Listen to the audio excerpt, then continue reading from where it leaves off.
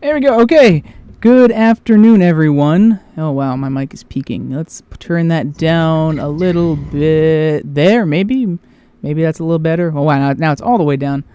Okay. Good enough. Afternoon, everyone. Welcome to Equine Episode Examination, where today we're done with Season 3. We are done with Equestria Girls movie, but we have not yet begun the second half of Season 6, so that will begin next week. So in the meantime, we thought we'd have a little kind of question and answer, I guess you could say, just kind of with everyone here, both on the call and here in the chat, and kind of just see, ask some basic questions about us and our relationships with both the show, My Little Pony, and the fandom itself. So, I have not yet begun to babble. So I'm joined today, I'm Rain Shadow here, and I'm joined today by a couple people. Who I think I can hear. Well, I'm apparently unemployed now, but I'm Mr. Ben. Yay! So, yeah, hopefully I'll be getting a new job soon, but yeah. Well, hopefully it'll be a better job. A significantly better one too. At least with more kind of not last minute changes in your schedule.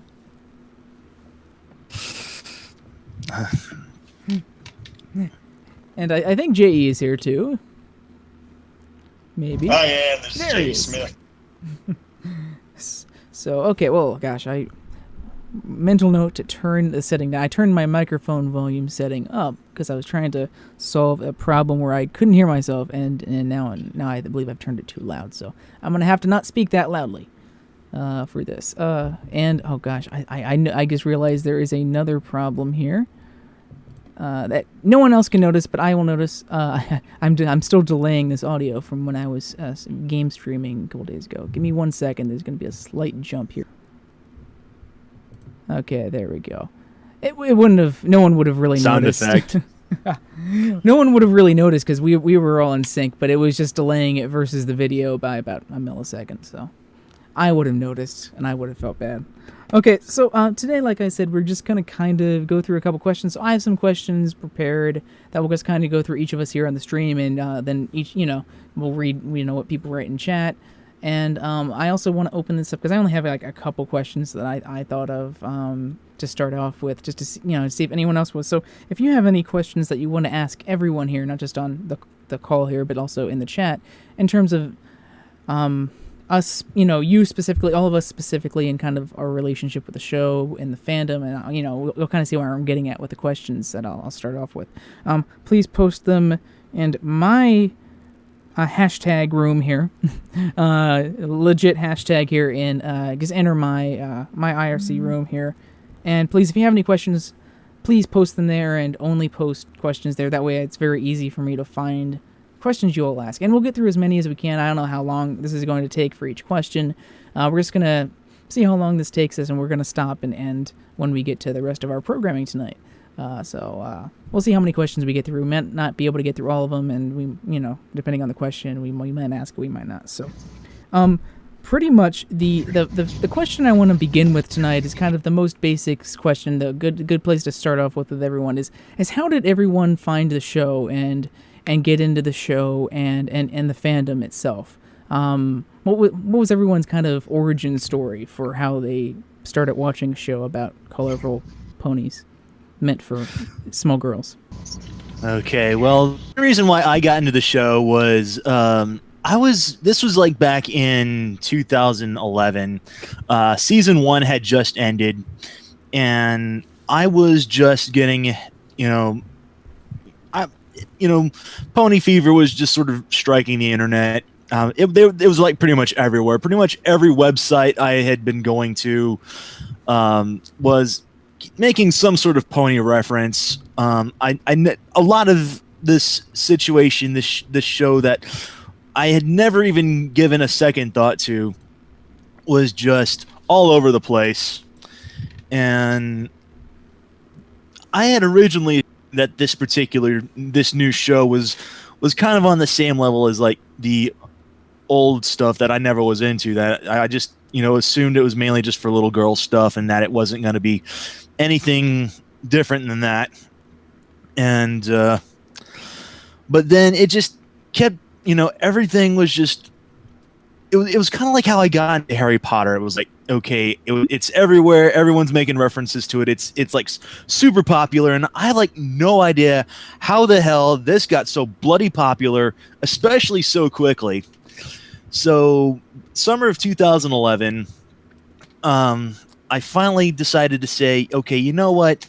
Let's just pull up a couple of episodes on YouTube.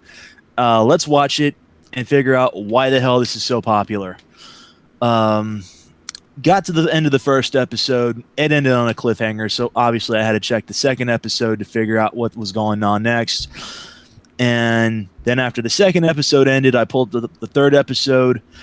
And by the end of the fourth, I still didn't understand why the show was so freaking popular. But at that point, I like no longer cared. I was hooked. Mm-hmm. See, I'll go through some of the things in the chat here as well, as people are, so they don't get lost as people are typing out. So Twilight's Magic says is actually very similar to the story I'll tell. Probably similar to most people, bumping into the MLP on the internet, basically through meme images, stuff like that. Late 2011, visual style appealed to him. So somewhere in December, I clicked on a pony clip, and I paused as she was dragging the award cup away, and thought, I don't get who these characters are, but I got a feeling knowing that is important, I should begin looking at the beginning episodes to figure it out. Everlasting Joy caught wind of the show in 2010. Saw it all over the internet at the time, including on places I didn't care to see it, such as political sites and places it probably didn't belong. First, I didn't care that people liked it. I figured it was a fad that would die out in a month or two. All I asked is that they didn't force-feed it down my throat. Well, guess what they did? They force-fed it down my throat. And I say they as the general public, so yeah. They don't know I wasn't tickled with them posting it. Let's see. Then, my reign into ponydom began during the heydays of Season 2. Actually, I think it was around the very first episode or something. 'Twas the time where I was a young lad, age of 14 on Brony State, which ironically enough was the age requirement for the chat. People are still typing, so. Radio Dog. Well, I say, before I got into this show, I had not known about it until Season 3, like 1 week later, so I had Netflix and saw it trending. I think it's always, I don't know if it's just me on Netflix or everyone, but it seems to always be trending for me. And the Equestria Girls stuff. Maybe that's just because I know it knows too much about me. And gosh, my chat's jumping around here. I saw it trending, and so my brother told me you should watch it. At first I said, no, I'm not going to watch this show. So he says, watch one episode of the show, and I will do something for you in return. Draconicus Media. I got into the show from reading a friend's newspaper article one day at school. That's an interesting one, actually. When the bell rang, I asked for a copy of the link, and he gave it to me. After reading it and watching a few pony episodes, I visited EQD through the fan-made pony comics and watched the Season 2 premiere, and the rest is history. I will say, I'm still surprised how many people in this fandom do not know about Equestria Daily. Especially like when we got the cease and desist over a year ago there, and there's just some people like, where do I go to get episodes? You do not go to EQD at all? I mean, they make it pretty obvious where to go for streams and episode, where to watch the episode afterwards. I still can't believe that people still don't know about that, just being how big EQD is. Not saying anything positive or negative about them, but just how big they are within the fandom. That some people somehow manage to be unaware to them. Twilight's Magic continues, so I went on to watch from the beginning and continued past season episode 2. I didn't stop until episode 14 of season 1 when I paused during Order of the Dress and thought, I really like this. I guess I'm a brony now. Everlasting Joy continues. It went from carelessness to downright irritation. It's a very interesting introduction here from Everlasting Joy. It's not a common one that I've seen. I tried intentionally to find places where they are a big thing, which brings him to summer of 2011. So Radio Dark then continues. So I finally watched one episode of the show and said, okay, that was pretty good. I'll watch another and got hooked on it. Armux starts off saying, one day back in summer of 2013, got on YouTube and saw Button's Adventures on the front page and wondered what it is. Ooh, that's actually an interesting way to be introduced to the series through a fan animation. Seeing how it got 1 million views in a few days, I was I knew it would be something good and checked it out. I always liked cartoons, so I instantly fell in love with it. I finished the first 3 seasons in the following 2 weeks. Technoground decided to listen to the song, and it made me smile. I was going to say, that sounds like I'm in the middle of something. He said, well, it started out about 4 years ago. My father died from cancer. Sorry to hear that, Technotron. And I told everyone I was tough, but in reality I was depressed. And around November, DirecTV was having their free trial weekend. And I guess I came across the show on my guide, and because there was nothing else on, I decided to watch A Friend Indeed, and a Smile song came on. So I decided to listen to the song, and it made me smile. So I decided to watch the rest of the episode, and it made me laugh, so I was hooked on it ever since. Well, that's a really, really nice introduction there. Thanks for sharing that. I'm glad it could help you through a tough time. So Everlasting Joy continues, given how I saw the images all over the internet, I have very slight interest, but still rather discussed it with MLP, even going as far as, why is this so popular?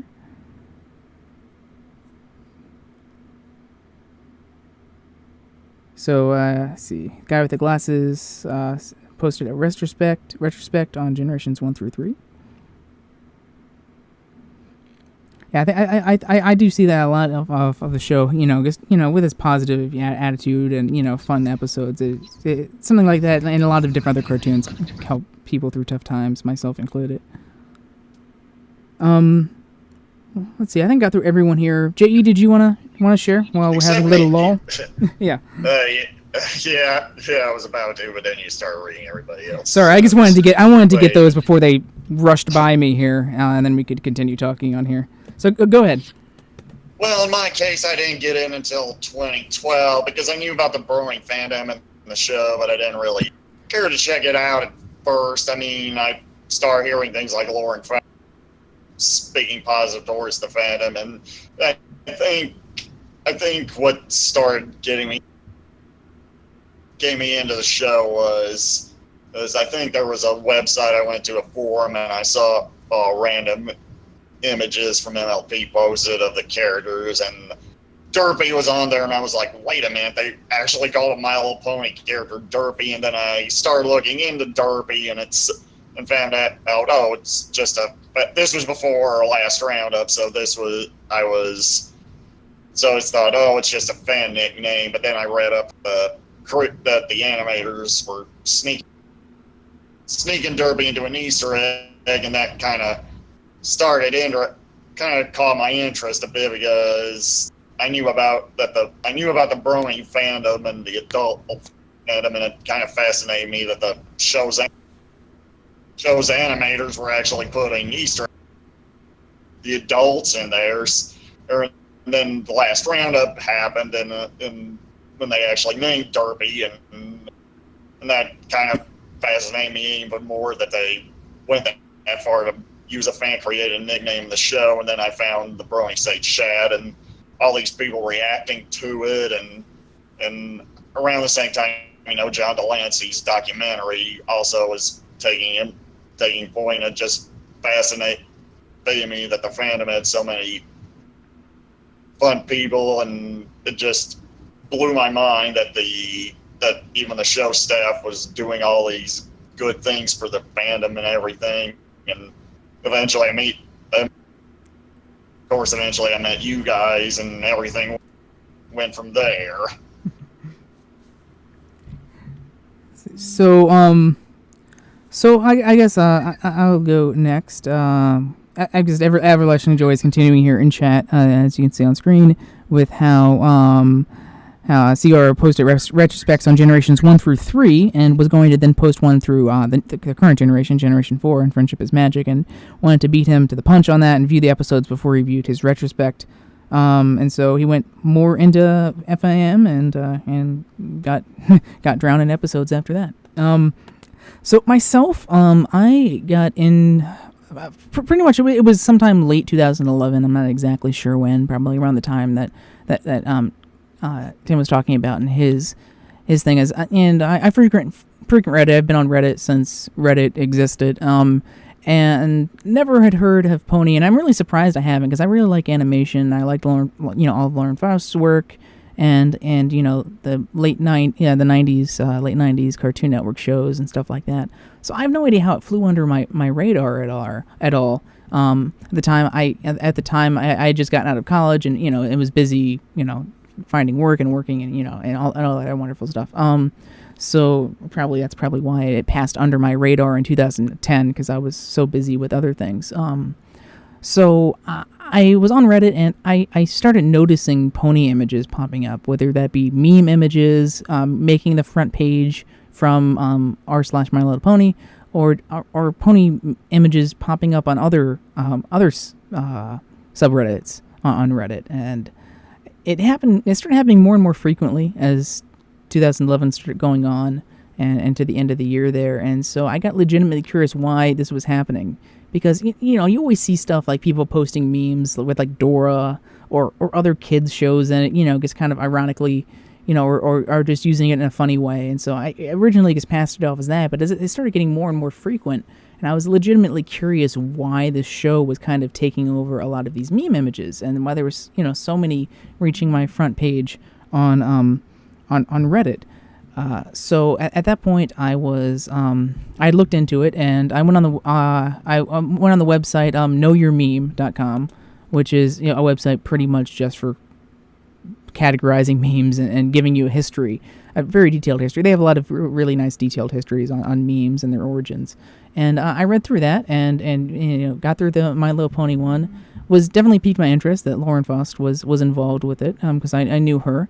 And I was really curious why, how so many people could be involved. I didn't quite know from that how big the fandom was at the time and was growing. I just knew it seemed like it was a kind of a popular thing. So they actually had embedded the first episode of the show right on the page from YouTube, which was, of course, the great thing back in the day, and even now, is just how easy you could find the episodes without, actually having to wait for them to come on TV or buy them or anything. So I watched the first episode right there on that page. I didn't even full screen it or anything. I just watched it. I really just wanted to see the intro and just see what this was all about, and then I was just expecting to click away from it and continue with my life after that. But I found myself actually watching it all the way through, and I really liked the animation and the story and the voice acting. I could definitely tell that it was something that had a lot of work put into it, and I could see Lauren Faust and some of the other people that worked on it, their influences behind it.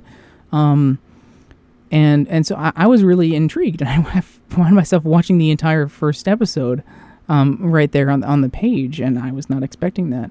And of course, since this is a two-parter, I wound up, clicking right through on the YouTube embed there and watching the second part and full screened it. And, before you know it, I was continuing through watching the other episodes, episode 3, 4, etc. Not all in one setting. I have no idea exactly how long it was. I was, busy with other things at the time as well.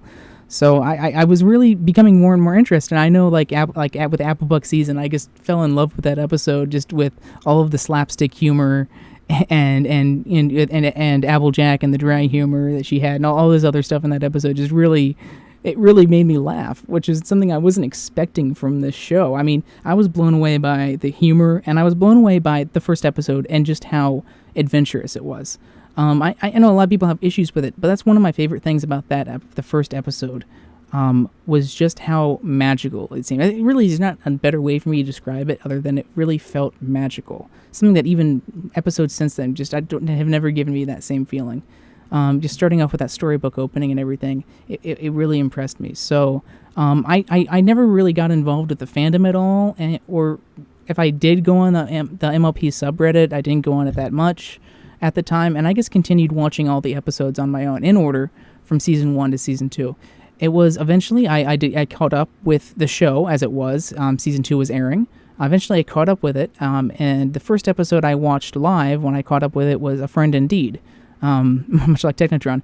That was the first episode that I watched, and I watched that live. I did have the hub, so I was able to watch it on my TV. But I had at some point right before that, I had found Brony State by there and found they had an IRC chat, and I've used IRC my whole life. And I'm like, oh, that's kind of cool. We kind of watched the episode live with some other people, so I hopped in there, didn't even have a name or anything, and just watched it along and with the reaction of everyone. It was really fun watching it with other people and reacting with it. And so every other episode since then, I've watched the episode live whenever I've been home and not at work to watch it on Brony State, and then of course eventually here as we came, and just really enjoyed it. I didn't really become involved in the fandom much until probably the first hiatus I went through after season 2. I started, frequenting the MLP subreddit more and looking at fan work for it. I definitely the one thing that really, by the time I got through season 2, and by the time I got through the finale of season 1, one of the things that really, really stuck out to me, no surprise, is probably the music of the show. And how it used the music and how just amazing the music actually was and how much work was put into it. And so that's definitely something that drew me into the show, and I did get a lot into listening to like a lot of the remixes of the songs online, and I found myself happening upon rips of the music online as well. So not just the songs, obviously, which I wanted to download right away and put on my iPod, but also but like instrumental versions that people were ripping, and eventually, happening upon even the score of the show. And that's the score of the show is something else that really stuck out to me, especially in the opener. And as we got into season 2, I really liked a lot of the parts of the score. And lo and behold, a lot of people were ripping Infinity Dash, Sean 555, Mr. Newbie Noob, were all ripping him on YouTube. And eventually, Captain Comedy had like full, complete season rips, like organized by album and all the songs in order, and split up by instrumental song score with with a nice little notes and stuff on it. And I was really impressed, and that really got me into the music, just listening to all those things on their own, and it helped me appreciate the show much more. So of course, when we get to season 3, there was a lot of score from the episode, the season 3 premiere that was not online and available, and rather than wait for it, I decided to start ripping it myself because I knew how to. So I'm like, I might as well just get it myself and get, the highest quality I can get for it. And so I started doing that, and eventually it was kind of like an afterthought. I decided, well, I might as well upload this to YouTube. It was like probably like a week after, I might as well upload this to YouTube because no one else has uploaded these songs yet. Maybe some other people were looking for them. And that kind of took off out of control from there. And from there, I started becoming a lot more involved in the fandom itself and all the fan content videos and music and whatnot, and of course doing the rips on my own. So that's pretty much how I got into the show. It's basically how a lot of people I've heard did, in terms of just happening upon it online and just wondering what the hell is this and why is everyone so obsessed with it, and then you become very obsessed with it yourself, and it eats up way too much of your time. So, but yeah, that's my little spiel about that question.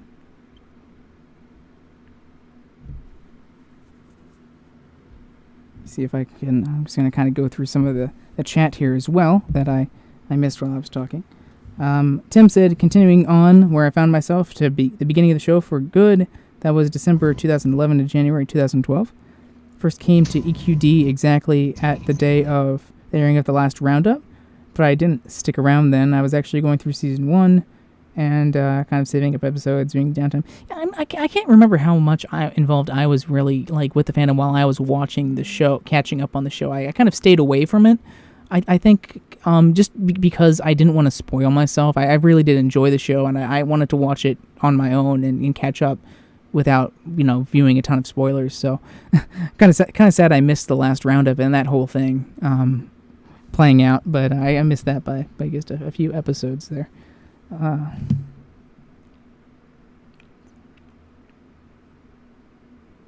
See, Tim only caught up with the show right after the season 2 finale.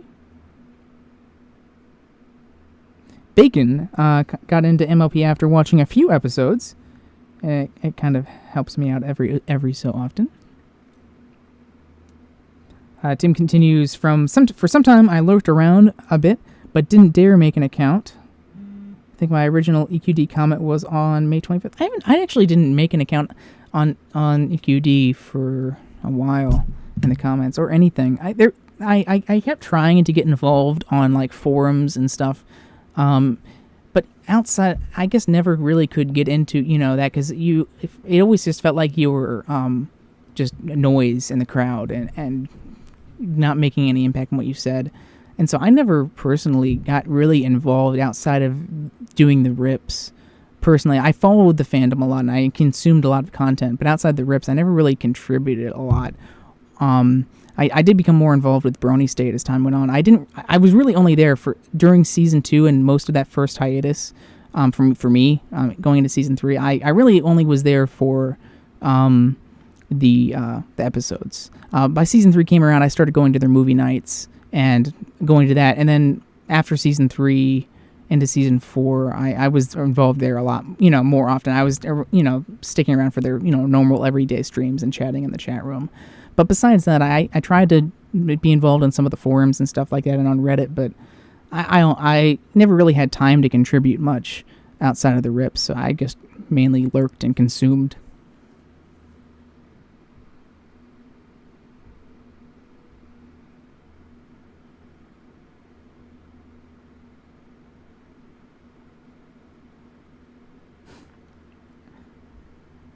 I feel the same way as Everlasting Joy about Twilight's Magic. I seem to see you like all over the place, and I always was thinking, is this the same person or just different people that have that username on different sites? Because it's always hard to tell. Because especially if it's a username that can get used easily, it's hard to tell if it's always the same person. I definitely noticed Tim commenting a lot more. Probably season 4, maybe a little bit before that on EQD and stuff like that. Always nice reading his posts on there, and it was pretty exciting when I got brought on here because I had always followed Tim's posts and stuff and read a lot of his stuff. So working on the same team as him was very fun.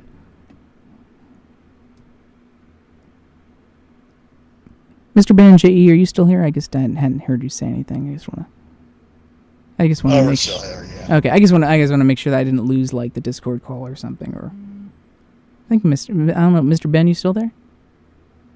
I'm not sure if his mic is not working. Well, he's posting on the chat. Okay, I guess that makes sense. I'm actually not all the way down in the chat yet, so that's probably why I'm not seeing that. Yeah, I'm still kind of reading through everything.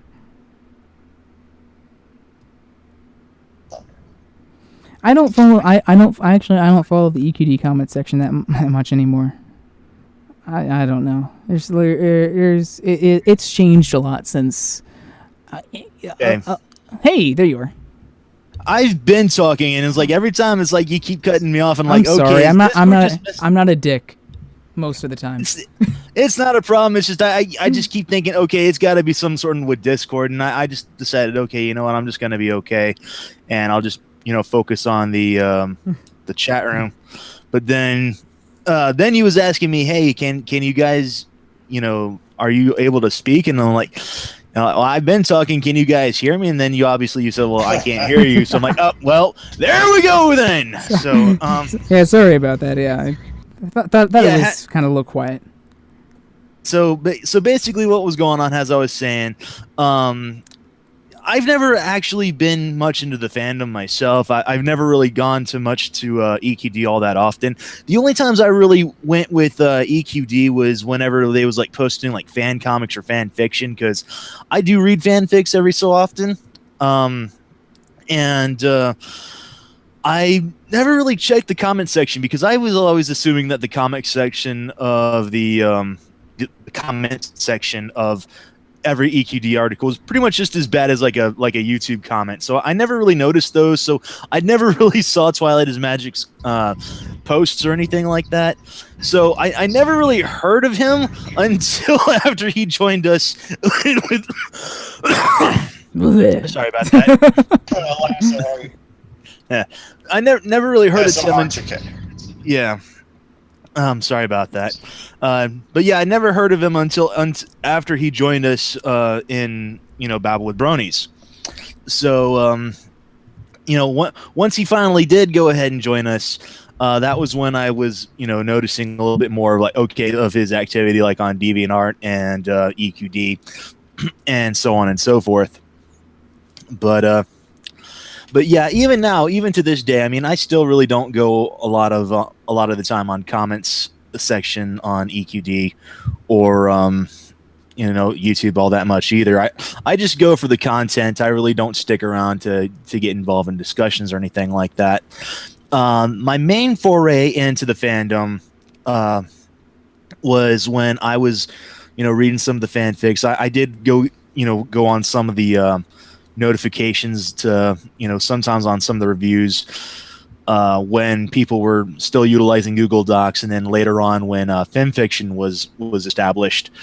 I've yet to actually post any of my own work there yet, since but my first major contribution to the fandom was my Let's Play of Super Fluttershy Land, which was a ROM hack of Super Mario Land 2.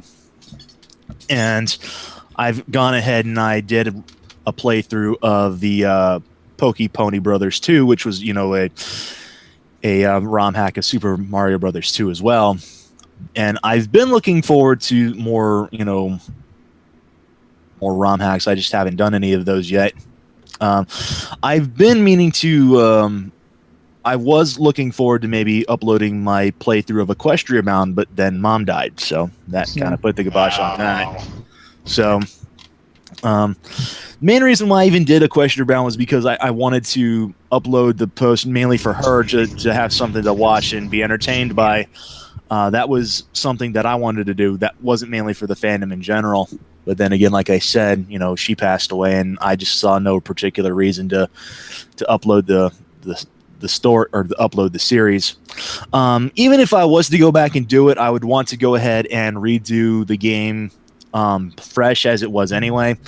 I want to go ahead and download the recent version, which actually fixed the inventory bug. Inventory glitch, yeah. Yeah, and redo it from there. But the biggest contribution, aside from doing the couple of Let's Plays that I've did, was when I met Everlasting Joy. And the funny thing, what happened with that was I was going through EQD. I was browsing one of the nightly roundups and going through those, and I noticed a little blurb that said, "Hey, I'm planning on doing a new show called Babble with Bronies, just to ask people about the fandom, about how they got into the show themselves, and where they feel on certain issues and topics, on certain characters and episodes." And I'm going to be doing my very first episode sometime this November on the 23rd, or not the 23rd, but was it the 23rd or was it the 19th? It's been nearly 4 years, and I'm but it was later on that same year that I first joined the fandom, because I joined the fandom in 2011 of a June, and this happened in like November. This was like getting to be like mid tail end of November practically, and I noticed that on EQD, and it was going to be on a Sunday, and okay, November 19th, I was right. So my first. My second one was right, but November 19th, it was a Sunday. I know that much. We was coming in. I just got off of church, and I was coming home, and I went to the link that was posted, and I was in the chat room, and I just was right from the very beginning. I was with Everlasting Joy's show. We, had some questions. We talked a little bit, and a couple weeks went by, and he asked me about, hey, just out of curiosity, I'm planning on maybe swapping over to other places, maybe going to another show, because what we were doing was what he was doing was he was using this site that wasn't really allowing him to do what he wanted, to like share the desktop or anything like that. And he was looking into other possible streaming programs, and he was like, well, hey, do you know of any places I might be able to go to? And I told him, well, you could either try Livestream or you could try Ustream. And I pointed him in those directions, and he got a Ustream chat room, or not a Ustream. He originally went with a Livestream, but then I think we swapped over to Ustream. But yes, vocal.com was where we first got on there. That was what he was utilizing first. And after helping him out just a little bit, he asked me, well, hey, since you've been here, would you mind, offering to maybe look over the chat room, maybe be a moderator for the chat room? And I told him, hey, yeah, sure. I wouldn't mind doing that. And that was how I joined him and became the first member of the Babble Bronies crew. And I'm really glad that this happened, because if it not been for me, that's right. Yeah. You would think that I would be able to better remember this stuff, but not even 30 years old yet, and my mind's already gone. They say that memory is the first thing to go when you get to old age. It begins. Yeah. Not for me. But yeah, as it was, like what Everlasting Joy said, I became, part of the crew fairly early on. But yeah, I was there since episode 0, and I'm glad that it happened, because if I had never met Elliot, if Babble Bronies had never came to be, if we had never been invited on to, become part of Brony State, I don't think that, if that had never happened, I don't think that even where we are now probably could have came to pass. Because it was really us leaving Brony State that really led to the establishment of CinemaQuestria as we know it today. And I don't think that would have happened if we had never met together, if we had never met that fateful day. So, See, I will say, going back a little bit, just on the whole EQD thing. I will say it's not with anything with EQD. It's more just the fandom in general on any site with comments and stuff, where it I don't know, they just got a lot more toxic as time went on, and you can probably blame it on the fandom growing bigger and how the state of the internet, and just as time goes on, because there was a time back when I remember when I joined where it was always fun, going and reading comments and reading other people's opinions on the episodes and stuff. But I don't know anymore. It's just anywhere on the in the fandom, whether it's the comment section on EQD, and it's nothing but the site itself. It's just people in the comments or other sites. Yeah, I don't know. There's just people aren't as people are a lot more cynical, it seems now. When back then it was all bright and new and fun, and everyone was excited no matter no matter what and stuff. So let's go to the next question I have here, which is the second question that I prepared, and then we'll get to the questions that people have been dropping in Rain Shadow Room. If someone wants to link to the room again, if anyone joined late, just hashtag Rain Shadow. That's my room. So if you have any questions, post them in there. I'm gonna get to those next. But the next question I have, which is just kind of the second basic question that we just have to ask if we're doing one of these things about you and the fandom, is who is best pony? And I want first main 6, who's best pony. And if you have another pony outside of the main 6, you can list them after that. But I want, who's your favorite main 6 member, if you have to pick one, and if you want someone outside of the main 6 who is your absolute favorite, even over the main 6, you can tell us that too. Please tell us why. That's what the main reason I want to ask this question. It's not just Applejack best pony. I want to know why they are your favorite pony. So go ahead with Mr. Energy, if you want to start off. Well, we all know who your favorite pony is, so that's kind of a... That's why I wanted to see if anyone else wanted to go first. I have to say that my favorite, in terms of in regards to the main cast, has always been a tie between Twilight and Pinkie Pie. Um, outside of the main cast, I'm about to say I would have to say that as of right now, in our current way, halfway through season 6, Starlight has really grown on me. And I do find that I kind of wish Sunset, was a little bit more of a bigger role. But then again, she's technically part of the EKG verse, and we're going to be getting a new EKG movie later on this year anyway. As far as outside of the main cast, in regards to like supporting characters, I don't really have a favorite in regards to supporting characters. You don't have to. I was just kind of saying that if anyone had a favorite pony that was like their absolute favorite pony, even more than the main 6, I didn't want to exclude them from saying that. But I'm curious also who everyone's favorite pony is in the main 6. So main 6 is Twilight and Pinkie Pie. Outside is Bentley. I really like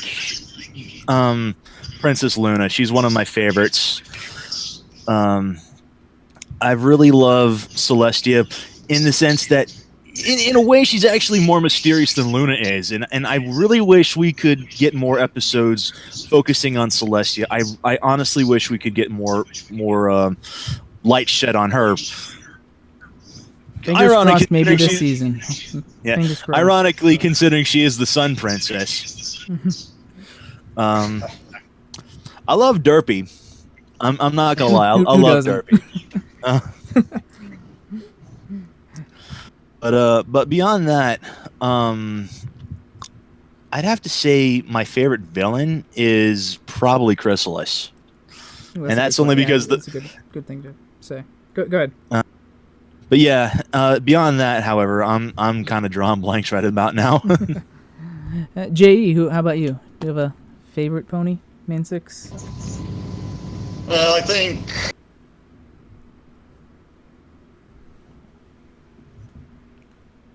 think that his mic's going to go out. But along with... Oh. And there we go. Yeah, the last roundup was my first episode I watched, and I think Pinkie was one of the reasons that drew me to continue watching the show, because all of her hella crazy stuff she did in the second act, her humor was another thing that kept me going to the show, and all of her crazy and everything, and that's what drew me to liking her. And then I started liking some of the other cast as too. I liked AJ for countryness or countryisms and all of her determination and everything.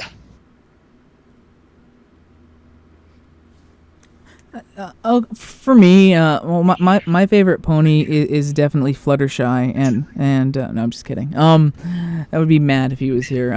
Big surprise, no, best pony for me is Applejack, and it's for a lot of reasons, some of which I didn't even like, similarities I didn't even realize until much later after the fact. I mean, first off, like I said when I was kind of going on about my introduction to the series, I really, really liked Applebuck season, and I really liked the humor in that. That type of humor in that episode was really like some of my favorite kind of humor, and I really liked all the slapstick in it and all that kind of stuff. And I just really liked Applejack's portrayal in that, and just how funny that was, and I loved her deadpan lines, not just in that episode, but throughout the series as well.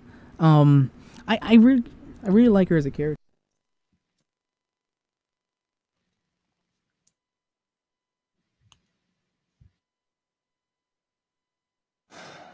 Did my thing go off again? Oh, great. What? I don't know. Brain just sort of trailed off and went sort of faded out, and I don't know if it was just my end or not.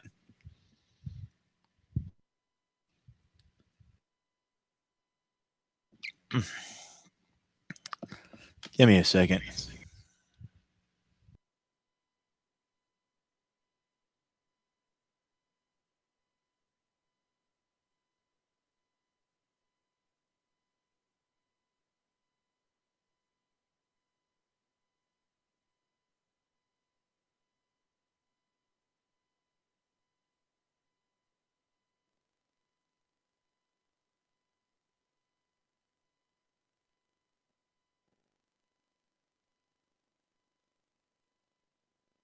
Oops. Sorry. My door. Hi, someone was at my door. Excellent. Streams dropped? I think the stream is still up. I wasn't saying anything. Cuz I had to answer the door real quick. Anyway, so let me just make sure everyone is still here. I'm still here. I mean, yeah.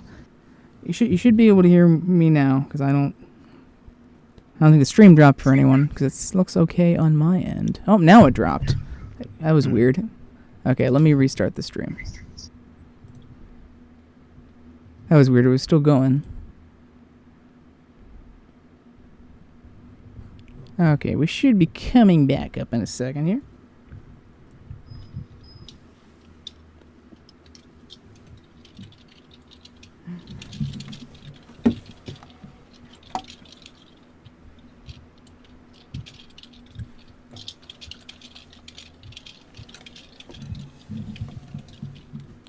Okay, hopefully we're back here.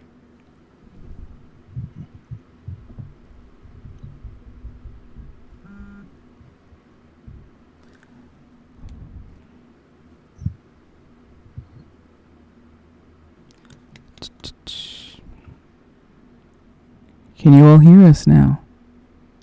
Are we back? If not, refresh. We're back.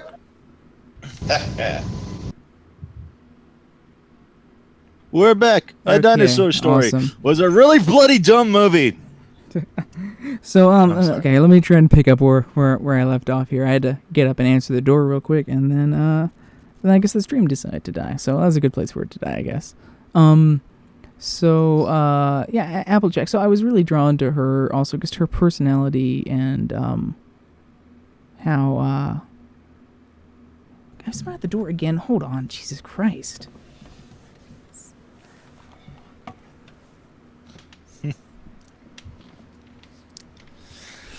Don't you just love it when people just keep interrupting? Yeah. It's Okay, I don't know. I don't know who that is, but I'm not gonna answer it.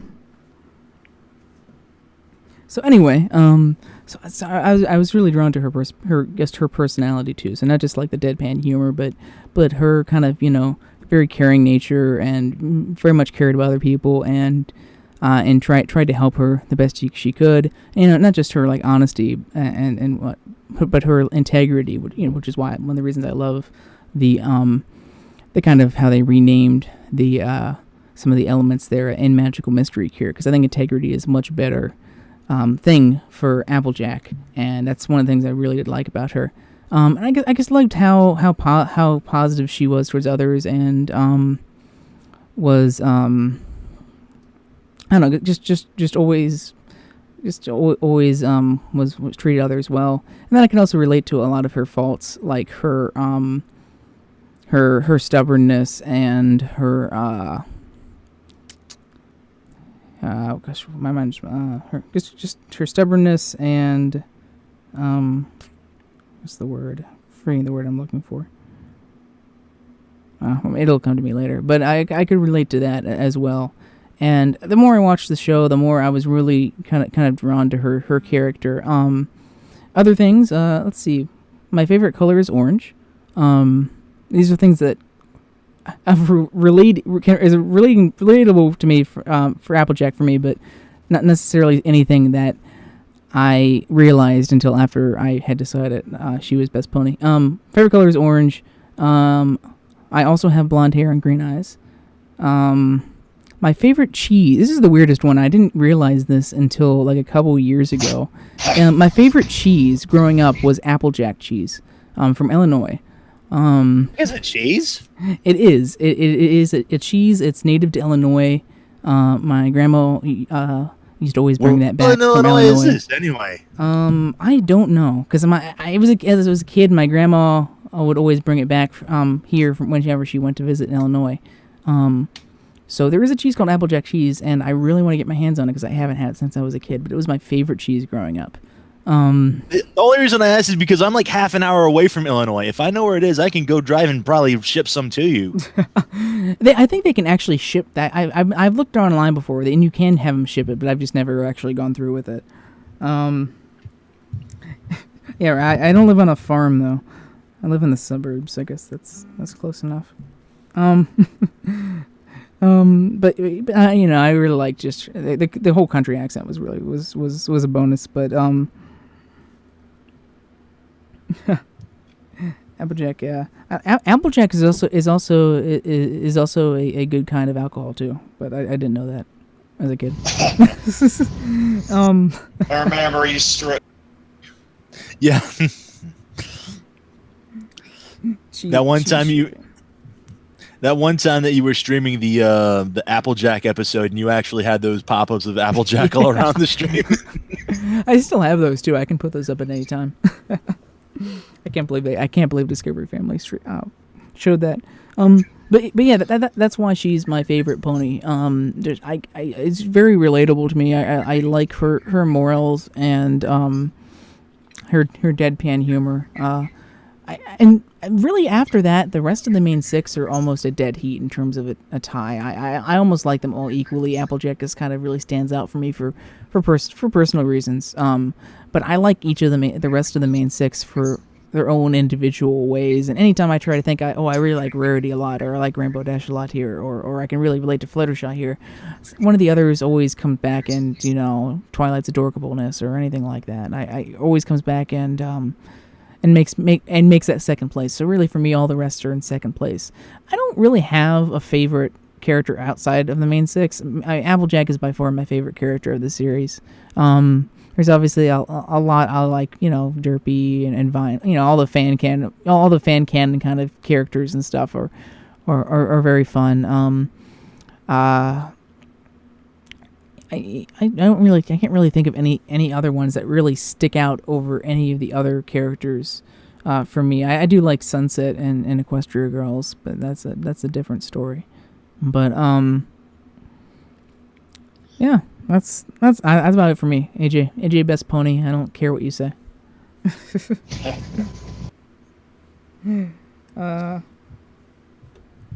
Yeah, and like EJ said, they did such a great job characterizing each of the characters. And the funny thing is, as much as I can relate to Applejack in a lot of ways, and I'm sure as a lot of you can relate to your favorite pony in a lot of ways, I can relate in many ways to each of the main six, and stuff. I can be very naturally shy, especially around new people, in IRL. Once I get to know people, I can be very friendly, very outgoing. So I can relate to Fluttershy in a lot of ways like that, especially when meeting new people. I really like Rarity's just like overreactions to everything. I like and really relate to Twilight's studiousness and just her ability, her willingness to want to learn more. Pinkie Pie just makes me laugh every single time, and I love fourth wall breaks. With that, and I also do like trying to make people laugh when they're feeling down. So I can relate to that.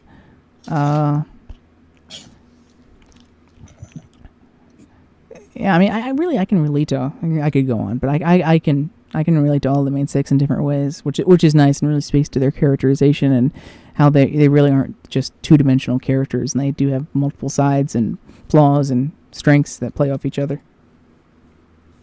Actually kind of funny, because I'm looking through the chat here right now, and it's mainly because of this show that I have actually made a lot more friends than I ever made. I've actually made more friends through the internet than I have in real life, and mainly because of this silly show, and I love it. Okay, let's go ahead, and I'm going to start reading some of the questions that we've gotten submitted to us in the room here. First one from Draconicus Media for everyone. How much do you think the Brony fandom has impacted people and the world around us? Oh man, I remember back in the early days still, when I was, still sometimes going through EQD, I remember seeing some of the articles that were about people that like charities that were basically Brony spearheaded, and just seeing, I think, probably the first instance of my faith being restored in humanity as a whole was mainly just bronies just getting together and just basically being actually decent people. Yeah, I mean, I've seen a lot of stories about people that didn't get out much, or didn't make friends. Actually, going to like the big things are like these conventions that are still really big, and just going out there and meeting new people, and something that they wouldn't have done otherwise. And yeah, like Mr. Ben said, with the getting together and being very generous, and just even to this day, just all these charity auctions and stuff, and people bidding and donating all these big high money, a lot of money for different things, and it really makes the fandom shine. And I know that I already spoke today of a lot of the problems, especially like the comment section, but that section of the fandom is still there. There is still, especially like in the convention atmosphere and stuff, there really is still a lot of people here that really are very friendly and really want to be friends and really want to be outgoing and donate and be generous and just go out there and be friendly with others. And it's something that I really liked seeing in the fandom back then, and I can still see it now, and I really like that. I also think that this fandom has really impacted a lot of people. Not so much in the sense that it has like maybe changed people for like the better or anything. There, I'm sure that for some people it has, but I'm just kind of. I think one of the major impacts is I think this is probably like the of a story of basically just a wild success in like the most unusual manner possible, because this is a show the target audience was mainly for like younger girls. And even though this was like, Lauren Faust herself said that she wasn't specifically aiming to have the target audience, she was aiming for like a more family audience.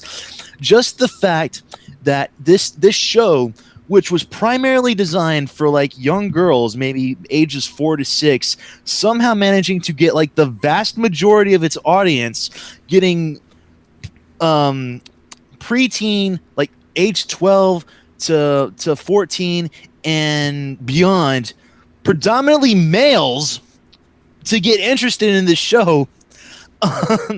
This is probably, I think, one of the wildest stories of a phenomenal success that we've maybe you've ever heard.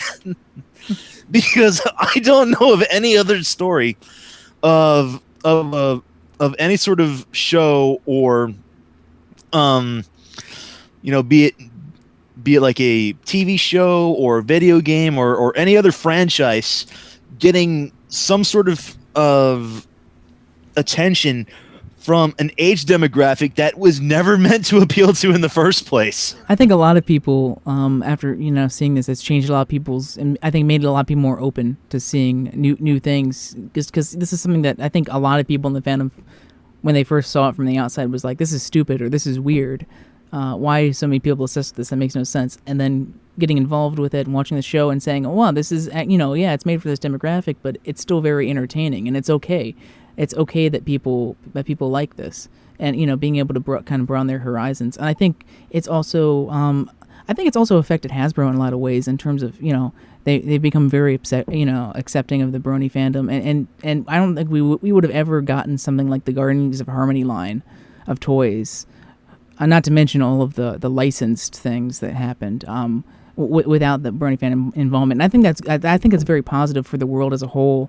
And it's definitely something that I know, like Lauren Faust has always been very prominent about, trying to get toys that are, in the girls category, but, there's nothing wrong with girls, wanting something that's more action figure-y, or boys wanting something that may be a little more cartoony or otherwise considered girlish, in terms of toys, and just kind of liking what you want. So the pony line going forward now has a really nice broad set of toys all within this thing, between the Equestria Girls things, the minis, the Guardians of Harmony line, the regular line, Explore Equestria line, and all the hundreds of different licensed things that Hasbro doesn't even make.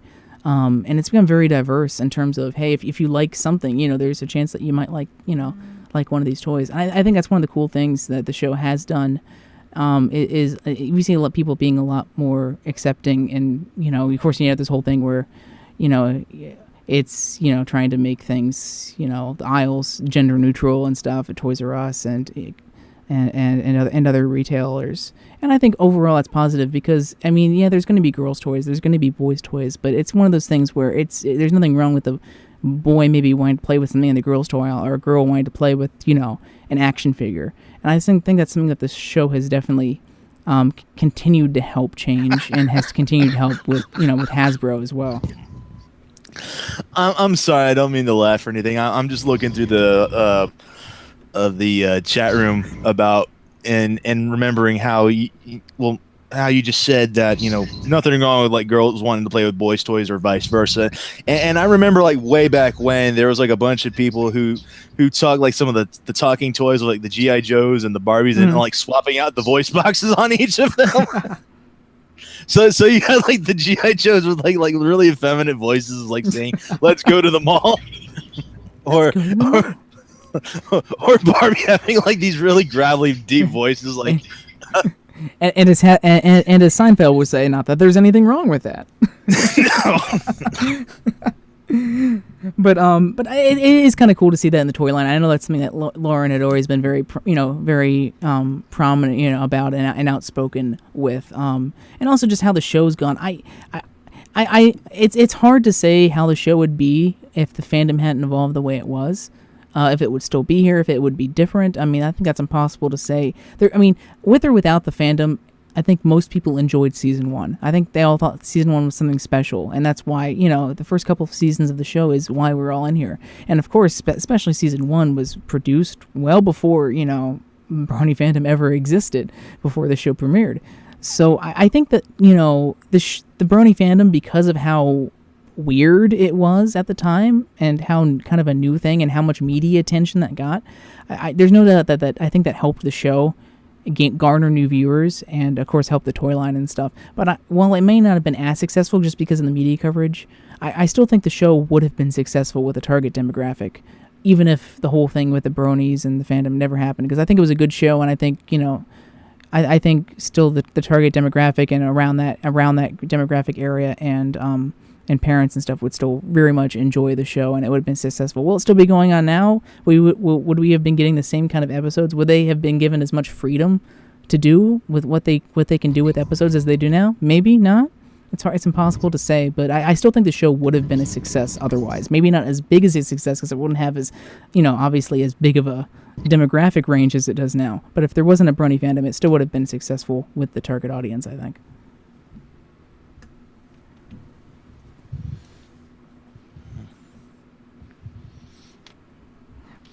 I mean, really, EJ, I mean, not just with Megan, but because the fact that they're doing a Guardians of Harmony toy line anyway, and just how awesome those toys look, I think speaks to that, boys and girls. I mean, look at within their slideshows and stuff that they do at the investors conference, where they're you know, they have, you know, pictures of boys playing with it and stuff now. That's something I don't think you would have saw much of before the show.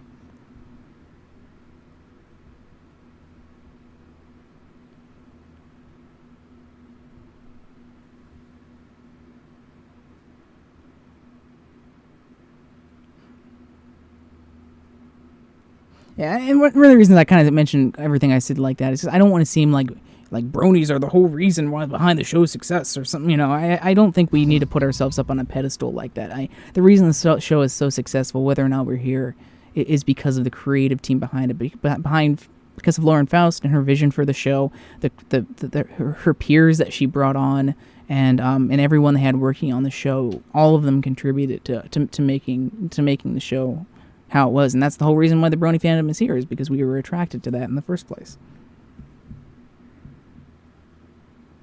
And yeah, of course, just the off seasons and the hiatuses only helped, especially between season 2 and season 3, only helped fuel the whole fandom. Yeah, I know I've realized enjoy. I was just kind of using that as a example.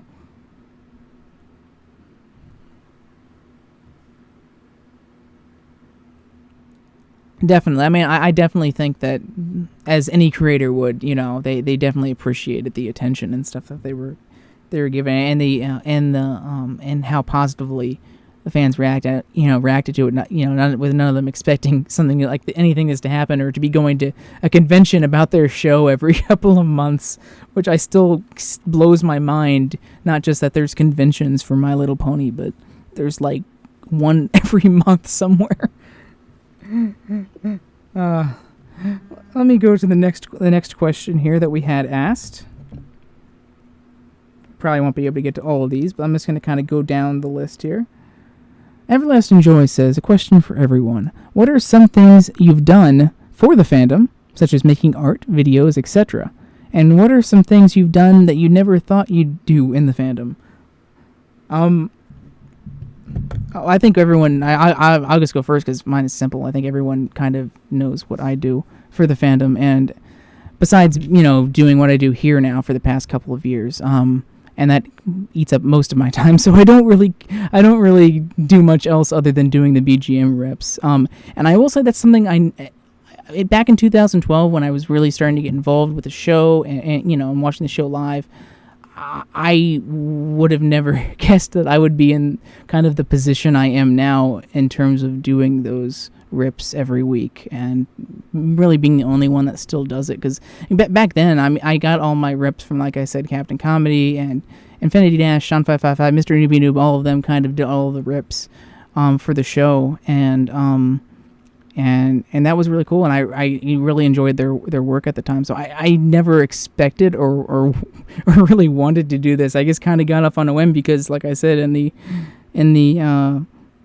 season 3 premiere, it was just like, well, some of the score I wanted to listen to wasn't done, so I just kind of ripped the score that wasn't done, and then eventually got around to uploading it, and somehow got suckered into doing it every week. So yeah.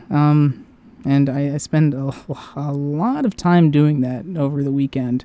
And I never expected to be spending so much time doing something like that for the fandom.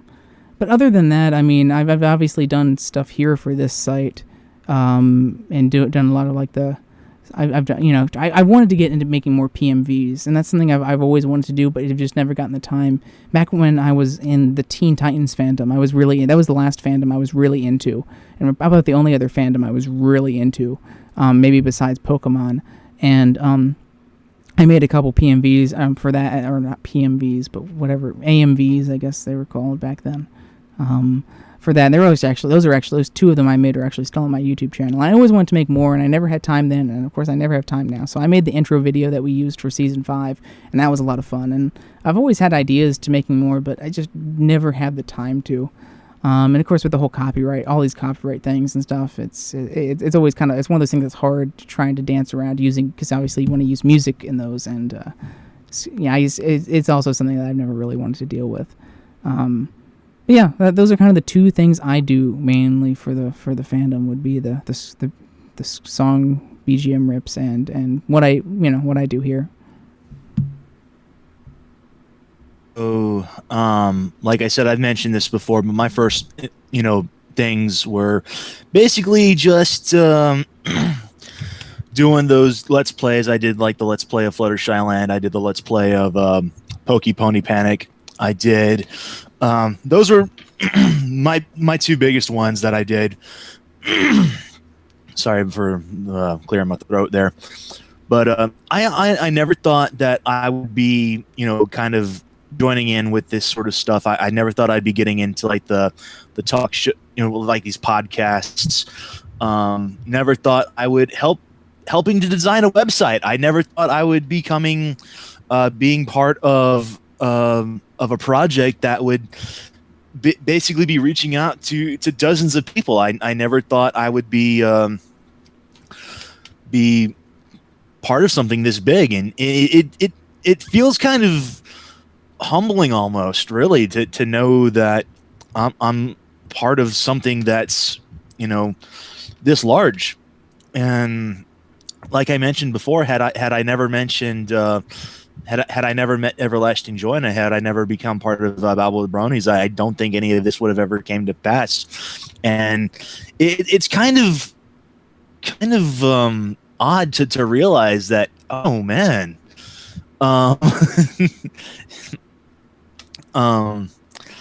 I'm not trying to like sound like I'm bragging or anything. I don't want to sound like because like I said, I never really gave that much that sort of thing. But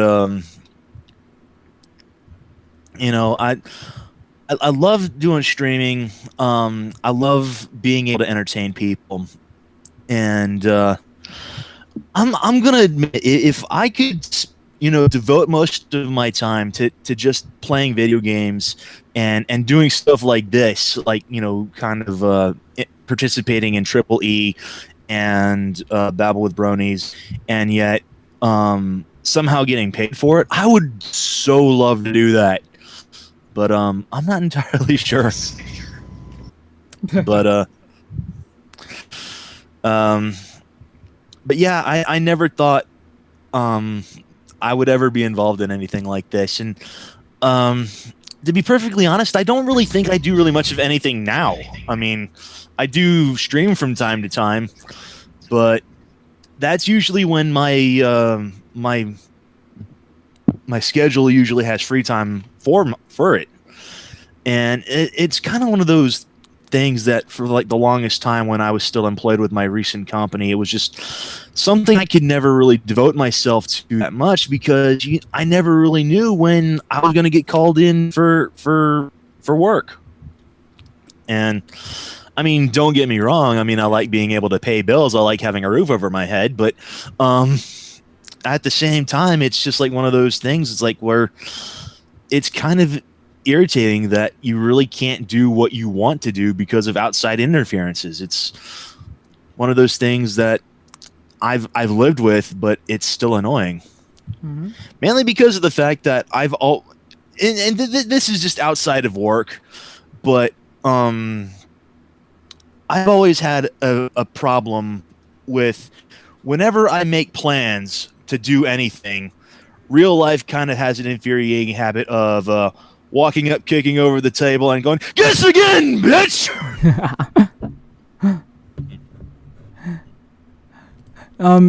J.E., do you want to input on that question? Well, I haven't done much content. Like I said, the thing that amused me when I first started.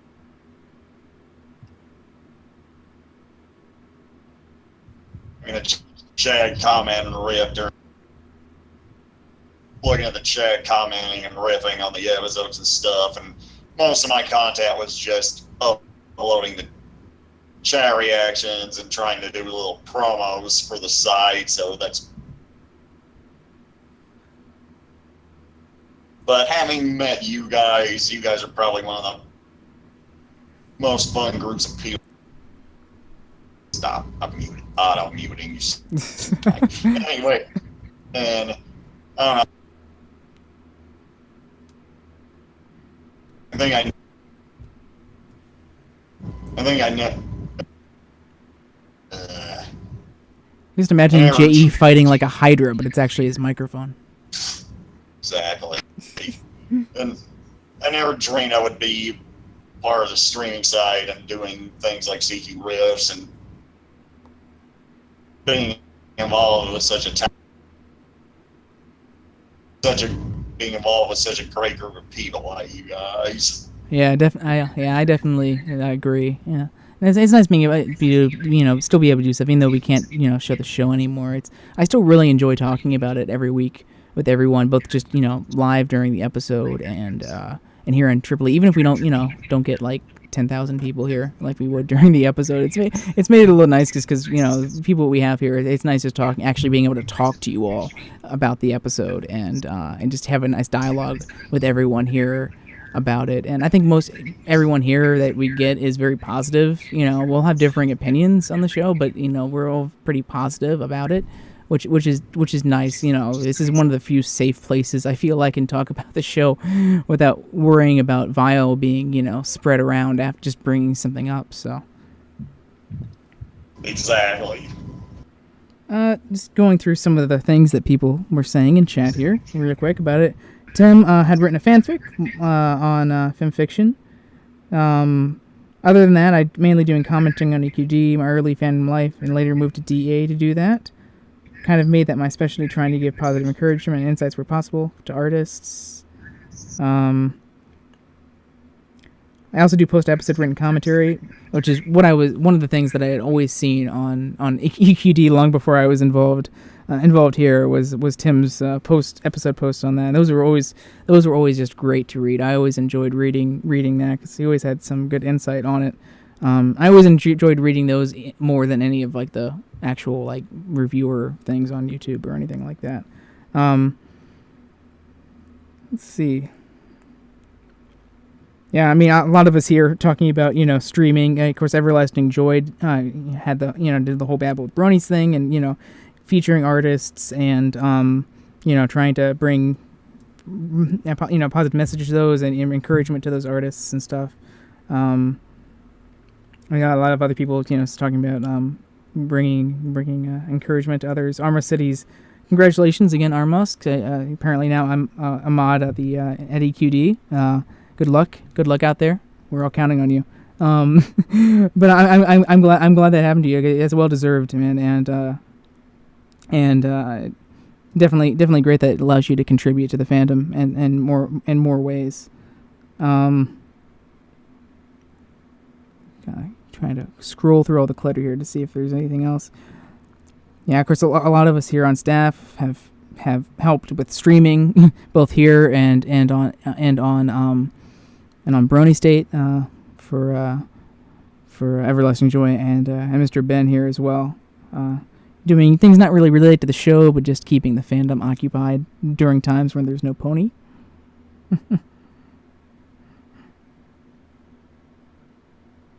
Yeah. JE was one of the. That's one of the things I always liked. JE and a lot of other people would always upload the chat reactions after the episode, which I always enjoyed reading. Not so much anymore, but at the time, especially in season 1, not really. There wasn't really any for season 1, but for like season 2 and parts of season 3, and even into season like parts of season 4, I always really enjoyed kind of going over and watching people kind of their first reactions to the episodes on the different places. And there's a lot of people.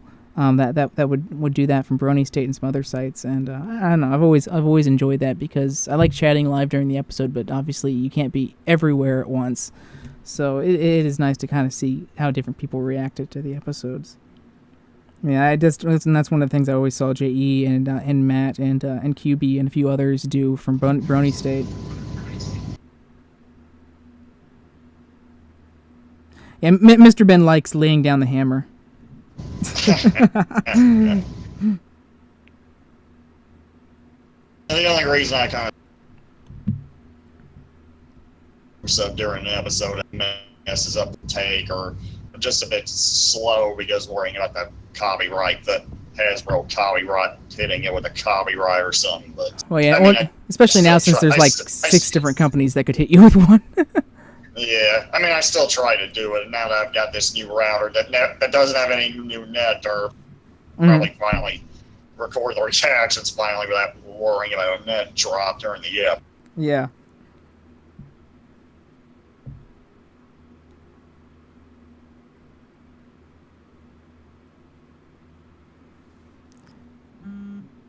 So let's see. Let me pull up the next question here. Everlasting Joy has a good question here. Next, why are you still here? Why are you still here? Get the fuck out. Why are you still here and watching in the show? And why are you still involved in the fandom after however many years you've been involved? I mean, the show's been on for almost, going on 6 years now. So, why are you still here? Get off my lawn. Okay. I noticed I was getting kind of some derps on my end and needed to reload. Did you hear the question? Yeah. Okay. So why am I still here, huh? Yeah, Mr. Man, why the hell are you still here, man? Well, the answer to the reason why I'm still here is because of you losers. Oh. I love you guys. Same here. Same here to you guys. And the show's still entertaining, especially now. Especially since season 4, season 5, season 6, especially since they're kind of upping things, upping the anime. We've had the noticeable jump in animators in the show. We've got the more facial expressions. The show seems to be show's funnier because I think they know that the fandom is here, and some of the jokes seem to be geared toward. You have stuff like everything's still the whole thing's still entertaining for me. Yeah, this is kind of a two-part question. The reason why I'm still watching the show is pretty much like how everyone's mentioning in the chat room. It going on here. I love seeing what's going to be new.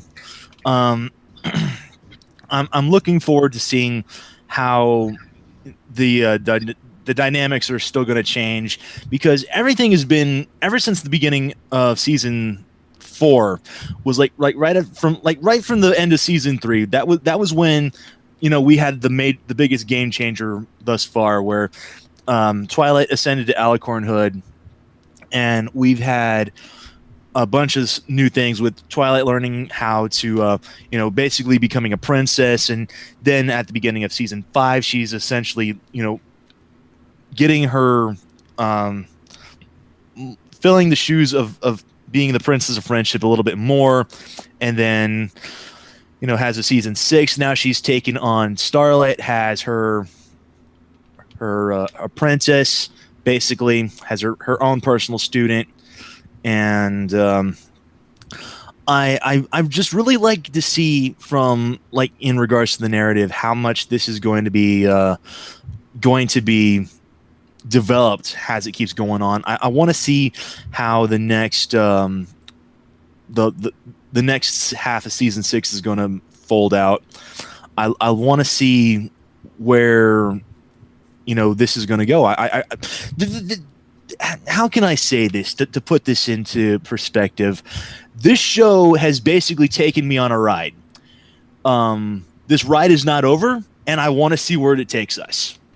And that's where I'm still. That's why I'm still in this boat, basically. As far as why I'm still here in the fandom is again I'm apparently part of. Well, not apparently, but I'm part of a group that I was never part of before. A group I never dreamed I would ever be a part of.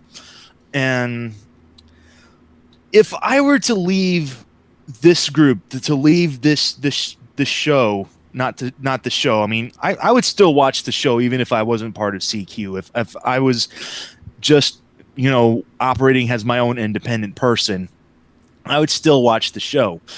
But I really can't imagine my life now without being part of this group. And it's just having friends here that I never imagined I would have made. Hell, having people who look up to me, not just as a moderator, but as a role model, basically. That's something that speaks volumes to me, because I'm like, whoa, I got people who, it's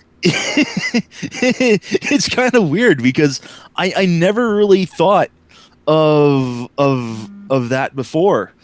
But I've actually gotten a few fans of my own, not a whole lot, but it's just it's kind of humbling, really, again, just to know that people think of me as someone to look up to, and just I kind of want to keep doing that. I kind of want to be able to be there to just help others. I still want to be able to be that guiding hand whenever possible. I mean, yeah, I can be kind of I have my moments I can be kind of mean, but I try not to be that way. And I don't know. I'm just sort of taking over this sort of this. I don't want to keep going on like this. It's just wow. I guess for me, I still, I mean, the easiest way why I'm and still for some watching, reason I can't hear in anymore. Give me 1 second. I'll be right back. can you hear me, Jay? Jay, can you hear me? Yes. Okay, I just want to make sure. Okay. So, gosh, why am I still? Well, the easiest reason why I'm still watching the show is because I still find it really enjoyable. There we go. There we go. Can you hear me now? Yeah, I can hear you now. Yeah. Can you hear me now? Yeah. Okay. Yeah, I mean, I really still find the show enjoyable, and I really feel like the show has been getting better every season. I mean, they've been constantly improving, trying new things.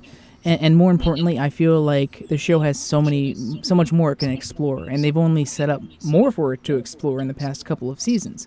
Like we were talking about how we really want a Celestia episode, or an episode focused on this or that. I mean, there's so many stories they have yet to tell with these characters, and there's still so many potentials. And I still really enjoy the characters and really enjoy the show. They still put a lot of effort into it. And I see no reason to stop watching. It's not something that has gotten boring or stale, because they keep trying new things and doing new things and coming up with new stories and to tell with the characters. Nothing's ever felt stale or repeated about it for me. And I'm constantly looking forward to the next episode and seeing what they can do next. I think the staff behind it and the changing of staff too. So bringing on new writers, promoting people up and having different directors or different story editors and stuff has only helped the show and keep it fresh. In terms of the fandom, I'm still in the fandom. Well, I mean I do the rips and I like the music, and I have no intention of stopping doing, even if it's just doing it for myself. So I mean I still do that. It's a lot of work, and there's sometimes where I'm like, oh my god, I just want this to be over. But I do really enjoy doing that, and I enjoy listening to the music once it's done. So it's not much more work for me to upload it afterwards. So I still do that, and I have no intention to stop doing that. For the rest of the fandom, I mean, a lot of the places, like we talked about earlier, have sort of become toxic, just because it's not that the whole fandom is negative and cynical and stuff like that, but there is a lot more cynical voices in there that always seem to get upvoted or shot to the top by other people who are cynical. And I don't know, I'm just a person that I don't like cynical nature. I don't like being cynical. I like trying to enjoy stuff. That's one of the main reasons I watch the show, is because not to be critique it or blah blah blah. It's because I enjoy it. It's an escape, and I just like to sit back and watch the show. So but that's the good thing about being here, and that's one of the main reasons I'm really still involved with the fandom. I mean, no matter what, I would still be watching the show. But just being able to be here and talk about the show with everyone here, watch the show with everyone here, and and do other stuff non-pony related here as well with everyone here has really helped me keep attached to the fandom, that otherwise I would probably just be lurking like I always did before, and maybe even more so than before, just because I don't want to get involved with anything in some of the other areas of the fandom. So I'm not really big, I've never really been big going to conventions or anything like that. I live in Maryland, which is kind of funny because BronyCon is literally like a 45-minute drive. And so I really should go there one year, but for me, it's just not me. I'd rather just enjoy the show, talk about it with people online here. I got plenty of other stuff to do in real life. I like keeping my real life separate from my pony life, not for really any reason other than pony is kind of my escape from real life, and I like it being that. But yeah, I definitely have every intention to still be involved in the fandom, especially here at CQ with everyone here, no matter where the future takes us. I enjoy watching this show with everyone here on staff and everyone who comes here to chat, and I'll probably be watching the show till whenever it decides to end, or whenever it stops being enjoyable. But as of right now, I don't see that happening. Exactly. I mean, and Everlasting Joy hits the point right on the thing in terms of the top cynical comment. It's always going to be the vocal minority. But like I said, like I was saying, it's always the cynical people. The people that share that same negative opinion are much more likely to kind of funnel in and upvote that negative post versus people who may be positive that aren't as inclined to upvote a positive thing. It's why when you always see something like in product reviews or something like that, there's always going to people who have had a negative experience with something are always going to be more inspired to make a post about it than people who have everything's going fine or everything's working fine with this product. They're not going to be quite as motivated to go and post on it. So you do have to keep that in mind with anything on the internet or in real life. That's a good point that EJ made there.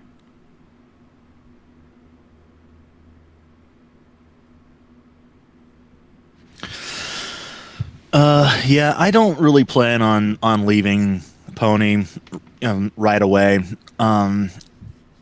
Pretty much for exactly the same reasons. I don't foresee it, jumping the shark anytime. I mean, technically, yes, it did, but that was a plush shark, and that was sort of just a visual metaphor. They did that just so you can't say that Pony has never jumped the shark. It's a fact to know. But say I actually did. I forget who it was, but there was one staff member that tweeted out that I guess we've officially jumped the shark when this whole thing with the that Republican publicist or whatever it was used Twilight Sparkle as like an excuse for like plagiarism, and so I don't know. I don't want to get into politics here, but I guess think that whole situation just made me laugh extraordinarily. And there was one staff member that said, "Well, I guess we've officially jumped the shark if they're using this for a defense now." Right, that is awesome. Yeah, I would like to go to a convention. The last convention that I know of was the St. Louis Crystal Fair that was down here last year, but I was still working at the time, and I couldn't really go, and I don't know if it's actually going to come up again next year or anything like that. But only other things that I'm aware of is that these conventions are generally kind of crop up, and I'm like, I don't really have enough time to really actually, schedule out to head down there, and then of course the transportation and the money cost and the tickets to actually go down there for the whole time. It's just I don't know if it's. I mean, I would love to, but I don't know if I would really be able to do so with like the time and the money that I've got.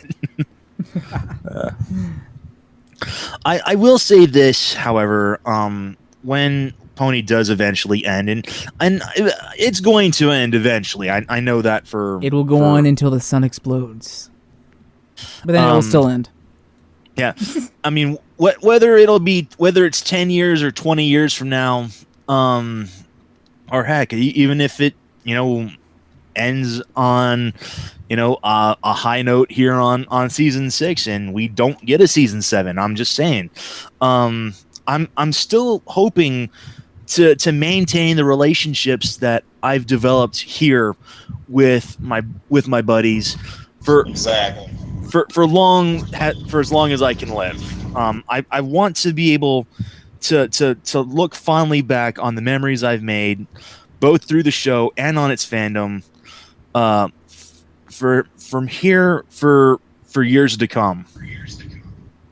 Yeah, I'll just stay with you too. But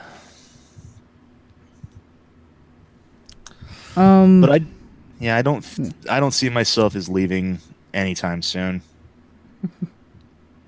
I will only live when I'm dead. We kind of already covered the whole. I'm just kind of going through some of the questions here. For Draconis Me's question asked about how we feel about the baby Alicorn and MLP. We kind of already covered that in the Triple E that we did for that episode specifically. Vin asked, who do you want to work for in the fandom? think I really want to work for anyone. I like contributing for, personally, I like contributing any way I can. I like being helpful within my abilities and time constraints. Whatever I can do to help in the fandom, I'm definitely open to helping. How much, Draconius Media asks, how much has your site and yourselves personally changed over the years covering pony content? I kind of already answered that a little bit. I mean, obviously our site here has evolved over the years. I think this Triple E here is one of the best things to come out of us getting this cease and desist, because this wasn't on our minds at doing this at all when we were actually putting all of our efforts towards streaming Pony and dealing with all of that, and that was a lot to handle that we really couldn't take on much more. I remember when we were streaming that I wasn't streaming most of the week like I do now, just because I was so busy preparing for the weekend. So I definitely think that over the years, after the C&D, we try and find other ways we can contribute to the fandom without actually streaming Pony. And I think I really glad we did Triple E here, because I've enjoyed being able to talk with everyone, both here in the chat here in the voice chat and in the chat, every episode and going back through some of the old episodes. So I mean that's kind of how the site's changed. We've had to find other things to do and stream, and other things to still be involved in the fandom with without actually showing it, like this. Yeah, we've definitely changed. I wouldn't say necessarily for the better on a couple of instances, but especially with the C&D. But in a way, we kind of have, because like you said, I know right from the very beginning when we started out, it was just not a whole lot of us. But then we brought you on staff, and then after we brought you, we brought JE on with a couple of others, and you and JE have really given us a lot of content to show throughout the week, content that I never really would have considered or even guessed bringing them on. And I'm really grateful to like JE playback, because I was originally going to be doing like Toku Thursday and everything to do like the Super Sentai and the Kamen Rider, and then I started getting more into work, and that sort of left me with less time to devote here to the site, and JE sort of partly covered that with the power playback on that end. So still got to see like the Power Rangers stuff, even though it wasn't really the original Japanese stuff that I was planning on showing. Yeah, definitely. Yeah, but I've actually been toying. I was thinking about doing this, and eventually I knew you'd come Toku Thursday, so I wanted to say that for you in case you want to do it. Yeah, I'm still planning on finishing out Kamen Rider O's, and then once I get done with that, I'm thinking about maybe going into doing what I originally planned and showing Tokuger, and then from beyond that, I'm not entirely sure what I want to show after that. But well, I know you really want to find a job, but we're happy to have you here more as well. Yeah, I definitely do want to get back into working, because I do want to make sure I still get that income coming in. That's money, more points. But also more food and other stuff. Definitely. Well, as far as I don't want to jinx myself, but thus far, if nothing happens, I will still have a roof over my head, because at least the house is paid off. That's good. That's really good. So yeah, I can at least rest a little easier knowing that I'm not going to be homeless. So yeah, like I said, it's definitely good having. Down. It's good. It's good having you around here more. So because I know you wanted to a lot, and you would always get pulled away at the last second for stuff. Oh, that was the most infuriating thing ever, too. Yes. Yeah. Be like, okay, yes, I'll be able to come in on Triple E, and then the day of the Triple E, I'd be getting a phone call. I'm like, hey, yeah, we need you to work this from like 3 to 11. Like, are you? Rage. Okay, fine. Okay. Let's see, the last question we have here in the chat. So make sure, if you have any other questions that you've thought of, make sure to post them, because this is the last one that we have in here so far. Is this kind of a forward-looking one?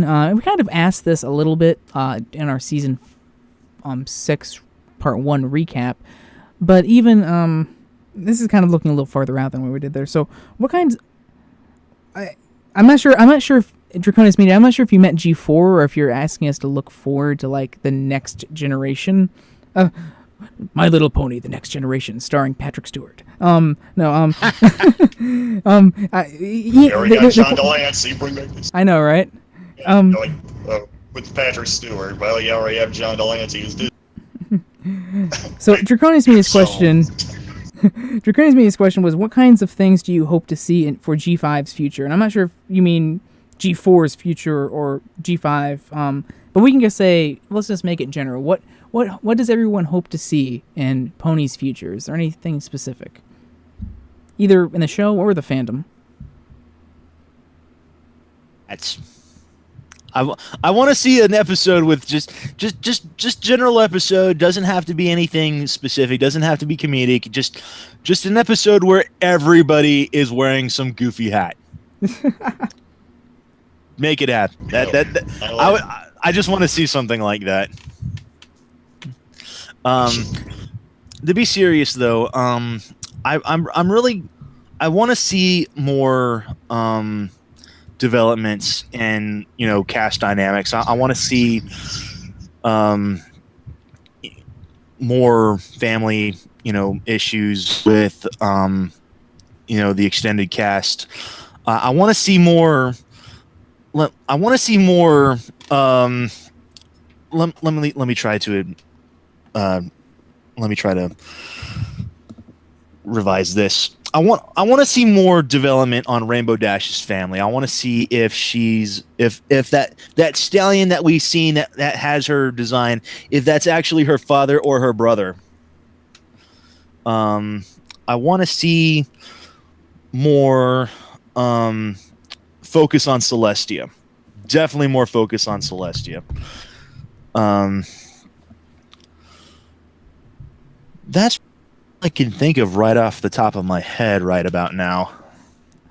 So if we're taking this question in the G5 route, what I would say is maybe obviously eventually the G4 will end, but I don't necessarily think that the next thing after Friendship is Magic is necessarily going to be G5, in the same respect that we've had previous generations of ponies necessarily. I can see more kind of spin-off things, like if Pony was to actually to become, after Friendship is Magic, was to become Guardians of Harmony, and that would be kind of like the next show of it. But it wouldn't be like necessarily a whole nother generation as it would be just a spin-off show like Equestria Girls is. I would far more likely see spin-off shows, or maybe something involving Starlight Glimmer and her friends. I don't know. It's hard to see when that would happen, because obviously the characters are something that's so driving of the show going forward.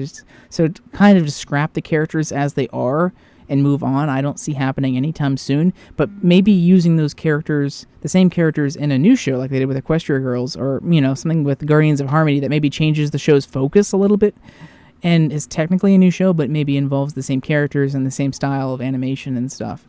No matter what going forward, just please, I know it can be done well. Please don't go the CG route.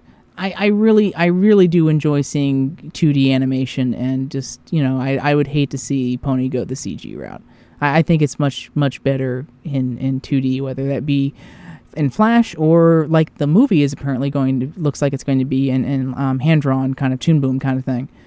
Either way, I'd much rather say that. No, so please, even if you do New Generation, please still make it be 2D. I do want to say, if there is going to be like a G5, successor, I would kind of like to see, kind of like what Everlasting's Joy here is saying, kind of like a continuation in the next generation, kind of a la Legend of Korra. I kind of also want to see. Yeah, I will say this. I kind of wish we get maybe a. I don't think we've seen these guys since Generation 1. But I would like to see more human characters be reintroduced, even if they're in the very minor, sort of background. I would kind of like to see a revival of Megan, Molly, and Danny, or at least like a re-envisioning of them. Mm-hmm. Just kind of has like or maybe even kind of like Danny, Molly, and Megan grown up and kids of their own. Maybe just with those kids, maybe coming in and having adventures with the ponies. That would be kind of like an interesting little thing to bring in. But like I said, just going on, just kind of what some of the things said in chat too. I do think that we are far more likely and probably will see a Gen 3 or Gen 4.5 before we see a Gen 5, whether that be a spinoff or some sort of reboot with same characters or something like that. And really, I guess it comes down to this. It comes down to just really market, in terms of just business decisions. Pony is still very popular. It's one of Hasbro's biggest brands, no matter, what shock stories you might see that, it grossed a little less this quarter than it did last quarter, or anything like that. Pony is a huge, huge brand for Hasbro, and they are making a lot of money off of it, and especially as they introduce these new lines that are going to be surely to be popular, especially with fans of the show, like Guardians of Harmony and the Equestria Girls minis and all these other things that are just, they can't even keep in stock. It shows that interest for the show at any level is still there and in making them money. So I don't think anytime soon that's going to change to the point where they feel the need to reboot the series. Because you got to keep in mind, if they reboot the series with the new staff or whatever, or new characters at the very least, that means rebooting the toy line too. And that's a big risk to take when your toy line and the character is doing so well, and your target demographic is so familiar and into the characters that they have. To suddenly just scrap everything and start something new would be just disaster merchandise-wise. And that's the whole reason why Equestria Girls is Equestria Girls. Hasbro needed, and I've said this before, Hasbro needed a something to compete with Monster High and Ever After High and all those high school things, because those toys were really, really popular before Equestria Girls came out. Really, really popular. And so Hasbro needed something, because those are toys, of course, if you didn't know, those are made by Mattel, Hasbro's chief rival in toy making. So Hasbro needed something to compete, because they didn't have that. They have a bunch of boys' toys. They have some girls' toys with Littlest Pet Shop and My Little Pony. Of course, My Little Pony has a big demographic range, but really its core demographic, its target demographic is for smaller girls. They needed something to target the Monster High demographic, that kind of preteen, early teen girl audience. So instead of doing something new and creating a completely new franchise to compete with that, they used Pony. And why do they use Pony? Because it's an established brand that has strong characters already built. They already know it's popular, and they already know people can relate well to the show and to the characters. So they didn't want to take that risk of creating some sort of completely new franchise to launch this toy line that they don't know how well or bad it's going to do. They used their best franchise, My Little Pony, and used that to launch these new toy lines, and came up with a story to go around it and why the whole thing exists, and let Megan and her team work out that. And that's that. I'm just using that as kind of an example going forward with Pony and the actual Pony show going from G4 to G5, where Hasbro obviously doesn't want to take that risk and just try to create something new when they have something already popular that they know is working. So eventually it'll happen in some form, whether that be spinoffs or a completely new form, but anytime soon I just don't see them cutting all that wonderful cash they're rolling in from this. It's a little late, but see you. Good night, everlasting joy.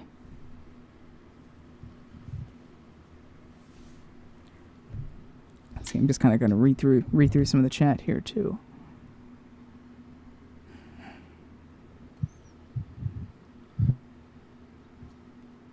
Venher did ask this, and I'm just going to go ahead and I'm just going to quickly cover this right here. Sure. But in regards to the Babble with Bronies question that he was asking, if Babble with Bronies is going to make a return, or if it's still on hiatus. Right now, Babble with Bronies itself is still technically on hiatus. And seeing as how Everlasting Joy is still in school, the thing is that Babble with Bronies is likely not going to be, coming back until 2017, if it comes back at all. And to be perfectly honest with you, Triple E's kind of largely supplanted Babble with Bronies for pretty much all intents and purposes anyway. So if it does come back, it's probably going to be coming back under heavy retools. That's all I can really say at this point.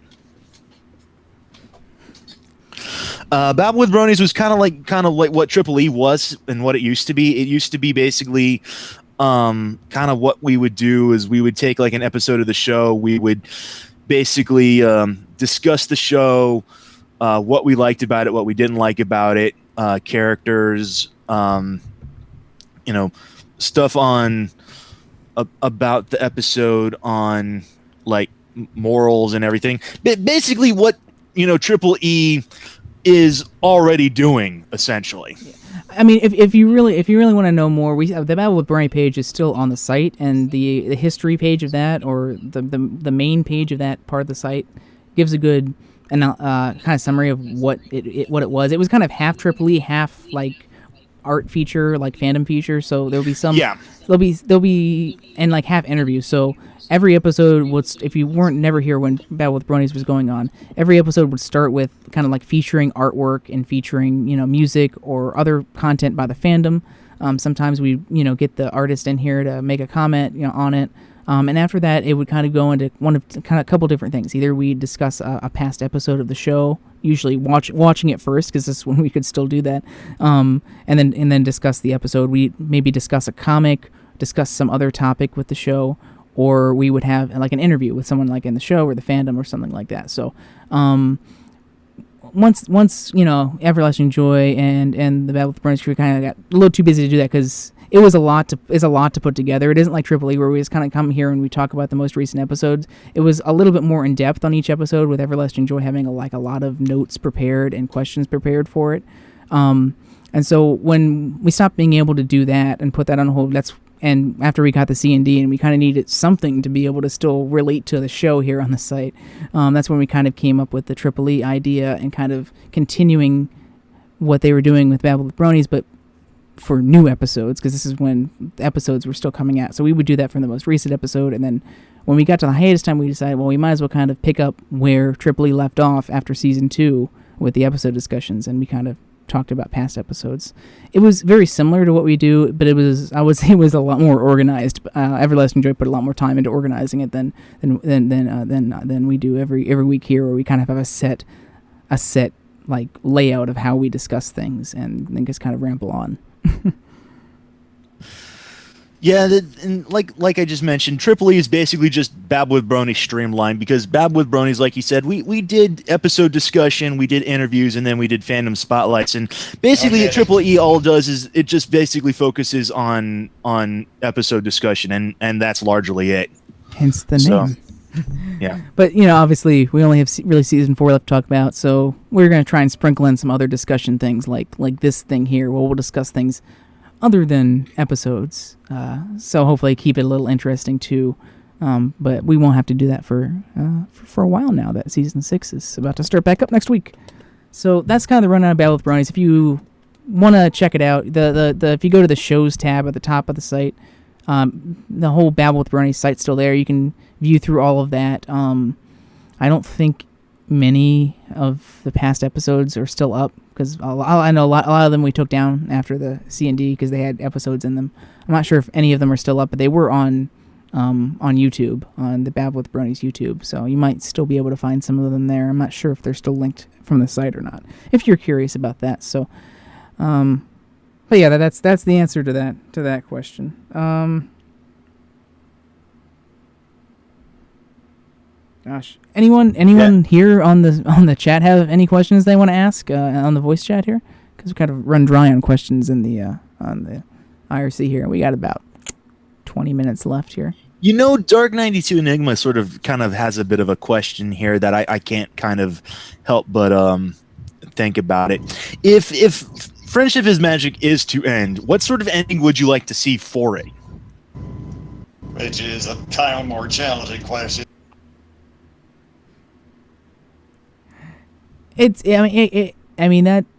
really depends. I mean, it depends on where the show is at that point. I mean, I hope that it's funny. I don't really know what I want. I think every season finale we've had the past couple of seasons could have made an okay series finale. I mean, they've kind of been doing that where we get a lot of things from the season 3 finale to the season 4 finale with that everything that happened there, because every one of the finales the past few seasons have concluded something and had a really good ending. I mean, look at season 5's ending where they have that pan out with all of the characters from the show. I mean, that could have been the end of the series. But they've also set up something for the future in each of these. So I do hope that when the series does end, I hope it's still fresh and good. Obviously, I don't really doubt that it won't be. I do hope that the crew have enough time going forward, like before the episode, and they know that this is going to be the last season. So it isn't like they leave us with like a cliffhanger, or something going forward for each, like we do in each episode at the end of each season. I hope that they do know ahead of time. So, because I don't know what I want.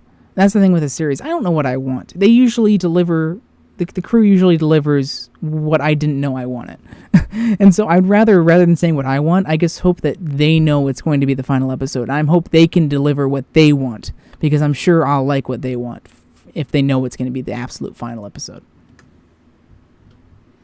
A little. I do have to agree a little bit with the mentioning here in the chat room. Just so I don't really know how it's going to end, or even I don't really mind how it ends or what they basically do. Regardless on stylistic issues or narrative issues, but the final episode I do want to see happiness. I do want to see the end. I want to see the last shot of the episode closing out before the credits would be the shot of a book closing, because that would make a great stylistic callback to the very first episode, which opened on a book opening. It would be kind of cool to have the last episode maybe being narrated either by an older Twilight or by someone else. So it's like they're telling the final story of Twilight and her friends, and then it closes with the book, just like how we opened it. I'm a sucker for bookended stories, so I would definitely be for that, if anything.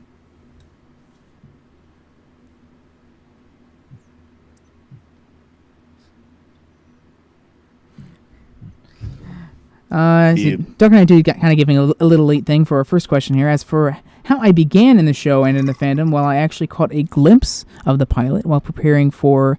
I definitely read that as something else for the prom. Oh my god. Oh my god, my eyes. I think I need to get something to eat after. Then when I saw it was all over the web, I gave in and I chose to watch a few random eps from the wiki before I decided to watch it in order, and it should be.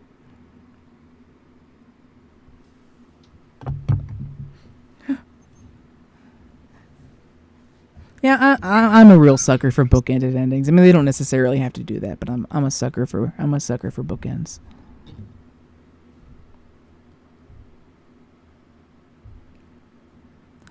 Let's see. Any other questions? We're getting towards the end here. We still got about 15 minutes before we got to call it and get the rest of our programming. So, any other questions that anyone can think of from the call here or in the chat? Oh, well, there's a good question. That's a great question, actually. What was everyone's first episode, or at least that you can remember?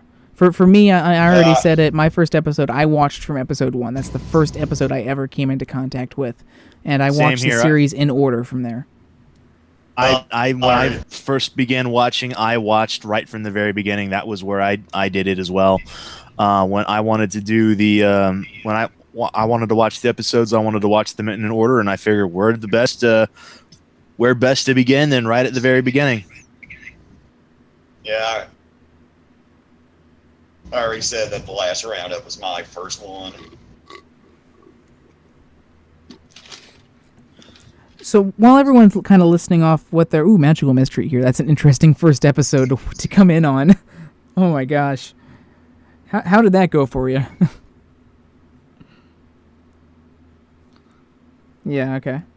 Friend Indeed, yeah, that was the first one I watched live. Here's another question I can ask that's kind of related to that. What is everyone's opinion on, for someone that's new coming into the series right now? One, do you think it's better for them to start from the beginning and work their way chronologically through it? And the other question is, if not, what episode do you think is a good starting point? Or even if you think it's a good idea for them to start chronologically, what episodes do you think you'd recommend for a new viewer coming into the series? I would definitely want to recommend that if to get into the series, probably to start chronologically from the very beginning.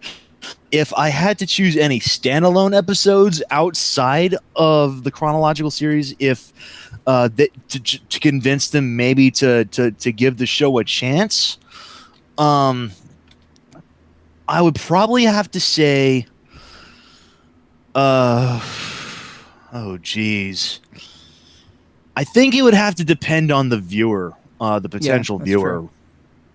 Because chronologically from start is probably best, but as far as like a particular viewer, I think it really has to depend on who you're really wanting to convince. If you're really wanting to convince with someone like who's kind of leaning towards musical tastes, musical episodes would probably be a better choice.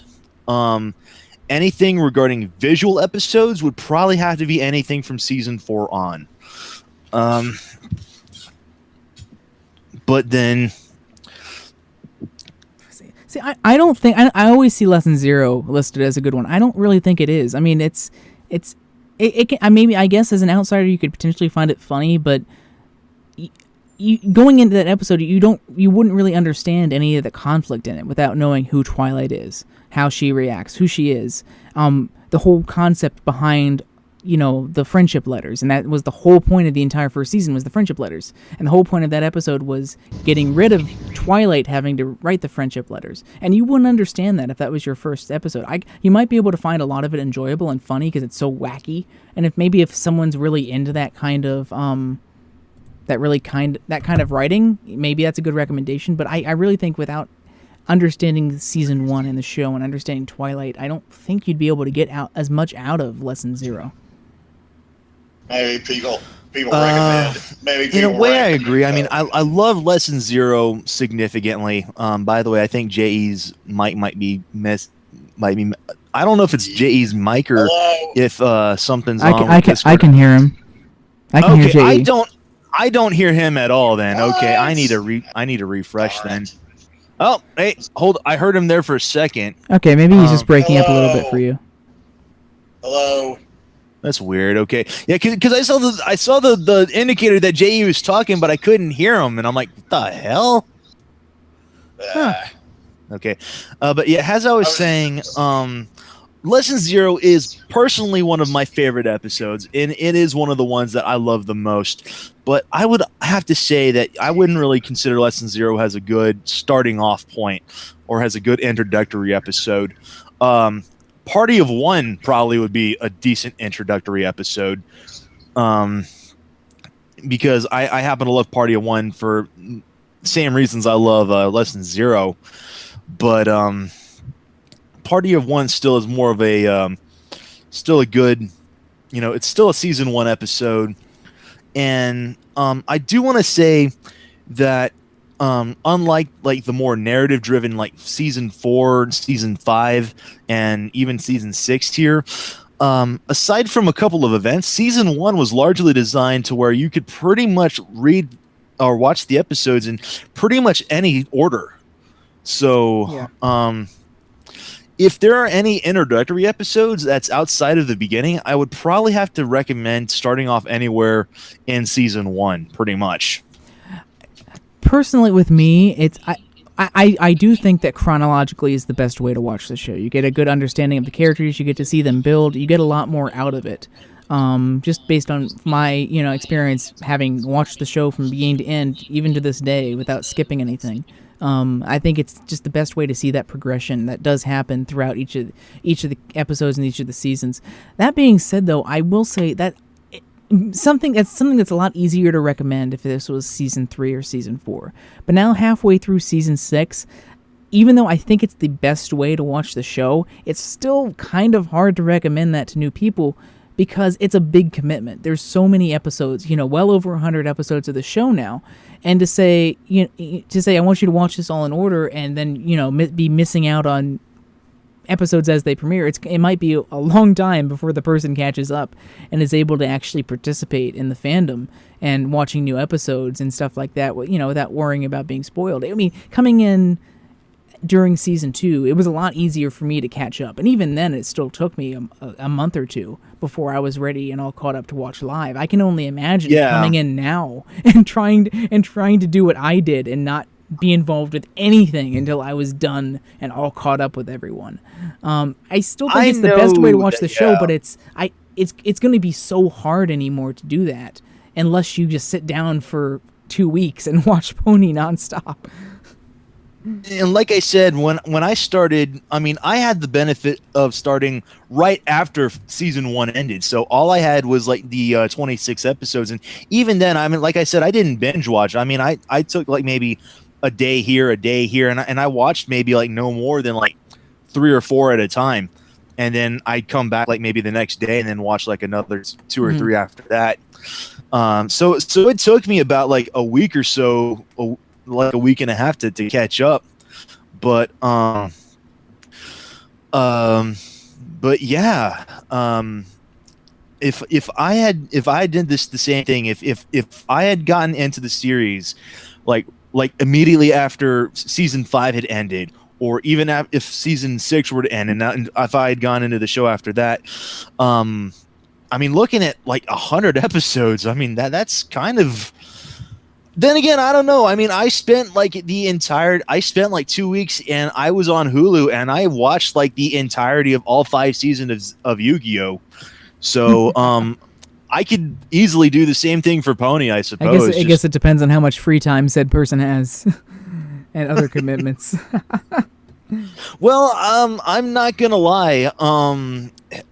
Even though my job did have me coming in a lot of times, one of my posts that I did on every weekend was mainly just sitting down and doing nothing. I mean, outside of getting up and doing like a little bit of patrolling every so often, I mean, I had a computer, I had internet connection.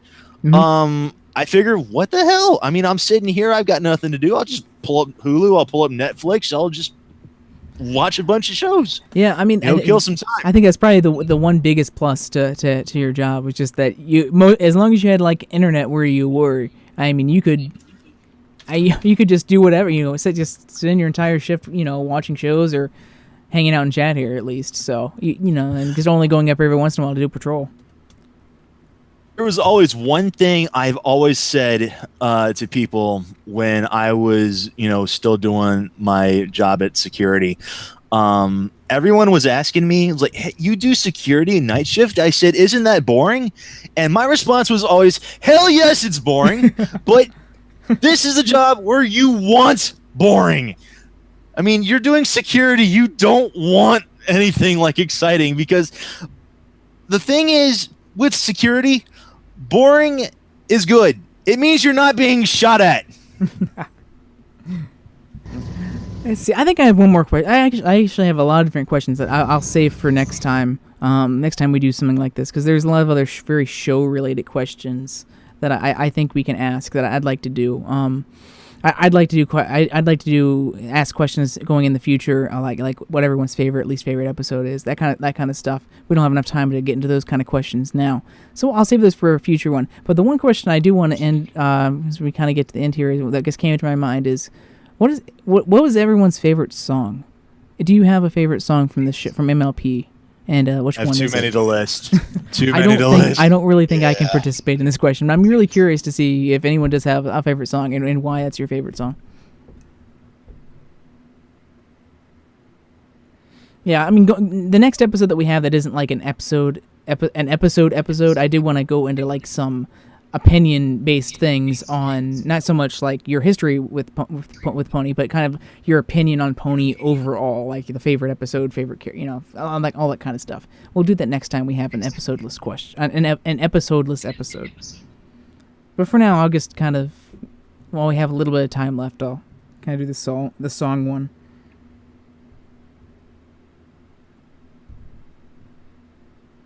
Kind of curious. Have we ever had like a medley before? Like has anyone thus far up to this point, has anyone ever gotten like all of the songs that had really been featured through the series and just sort of meshed them all one by one? Didn't Matt used to play a video Matt used to play a video all the time that had like a mismatch of like all the songs together. For like through like season 4 or 3 or 4. Yeah. I was wondering about that. I figured we had something that was like up to that point. I suppose after season 6, then someone's gonna have to maybe make a revised one.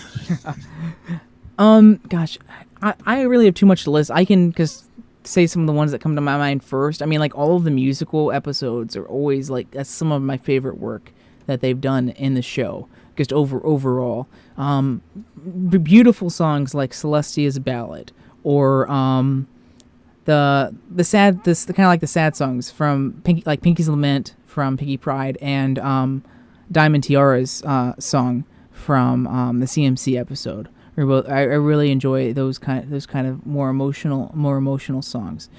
I really do think that the songs in A Heartwarming Tale are some of the best of the series, just so far. I mean, just Pinky's song in that, Applejack's song, of course, Luna's song in that, are just all amazing songs. I think the best villain song is probably still, I mean, really, there's only so many villain songs. I think the best one is probably still This Day Area of them. I don't really think any of the other ones have quite topped that. And I love a lot of the songs from Equestria Girls as well. Right There in Front of Me is a great one. Like the Rainbow Rocks just had so many, I guess, great songs. I mean, Welcome to the Show was just such an amazing thing. I think one of my favorite things, technically wise, would be the work they did for the in Pinky Pride.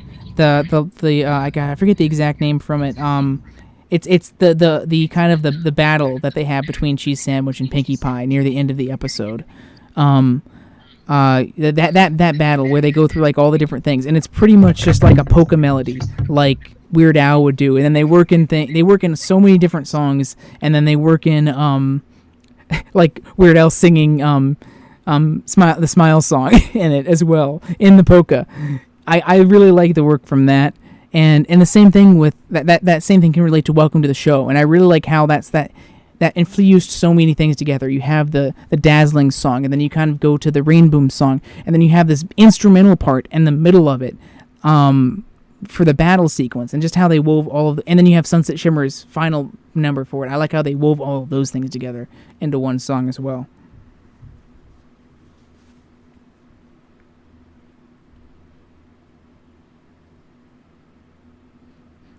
I will say everyone always says Winter Wrap Up, but I don't know. I love Winter Wrap Up, but it's definitely not one of my favorites anymore. I think that was the first song. I love Winter Wrap Up for what it is, and it was the first. That's the first song of the series that was actually like a big musical number. Everything before that was just Pinkie Pie being Pinkie Pie and singing some songs. Like the Laughter song is great, but that was the Winter Wrap Up was the first song of the series that really Danny Gilliam really showed like what he could do, and the whole cast showed what they could do in terms of making a big musical number, and I will always appreciate it for that. But at the same time, I think they've only gotten so much better since that song, and I love that kind of very nostalgic tone, instrumental that it has. But I really do think that it's gotten better, so much better since then.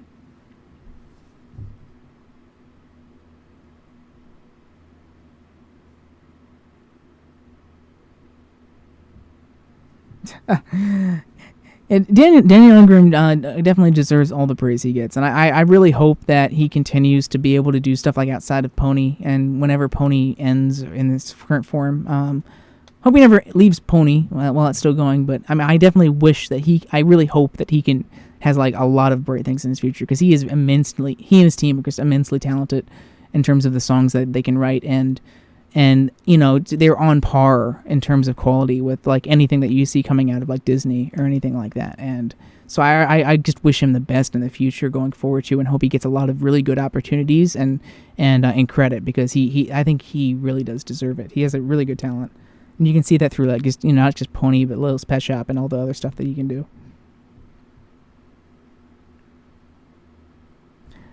Really hoping that Pony will get some credit where credit's due when the movie comes out, because I'm sure the songs in that are going to be just some of the best.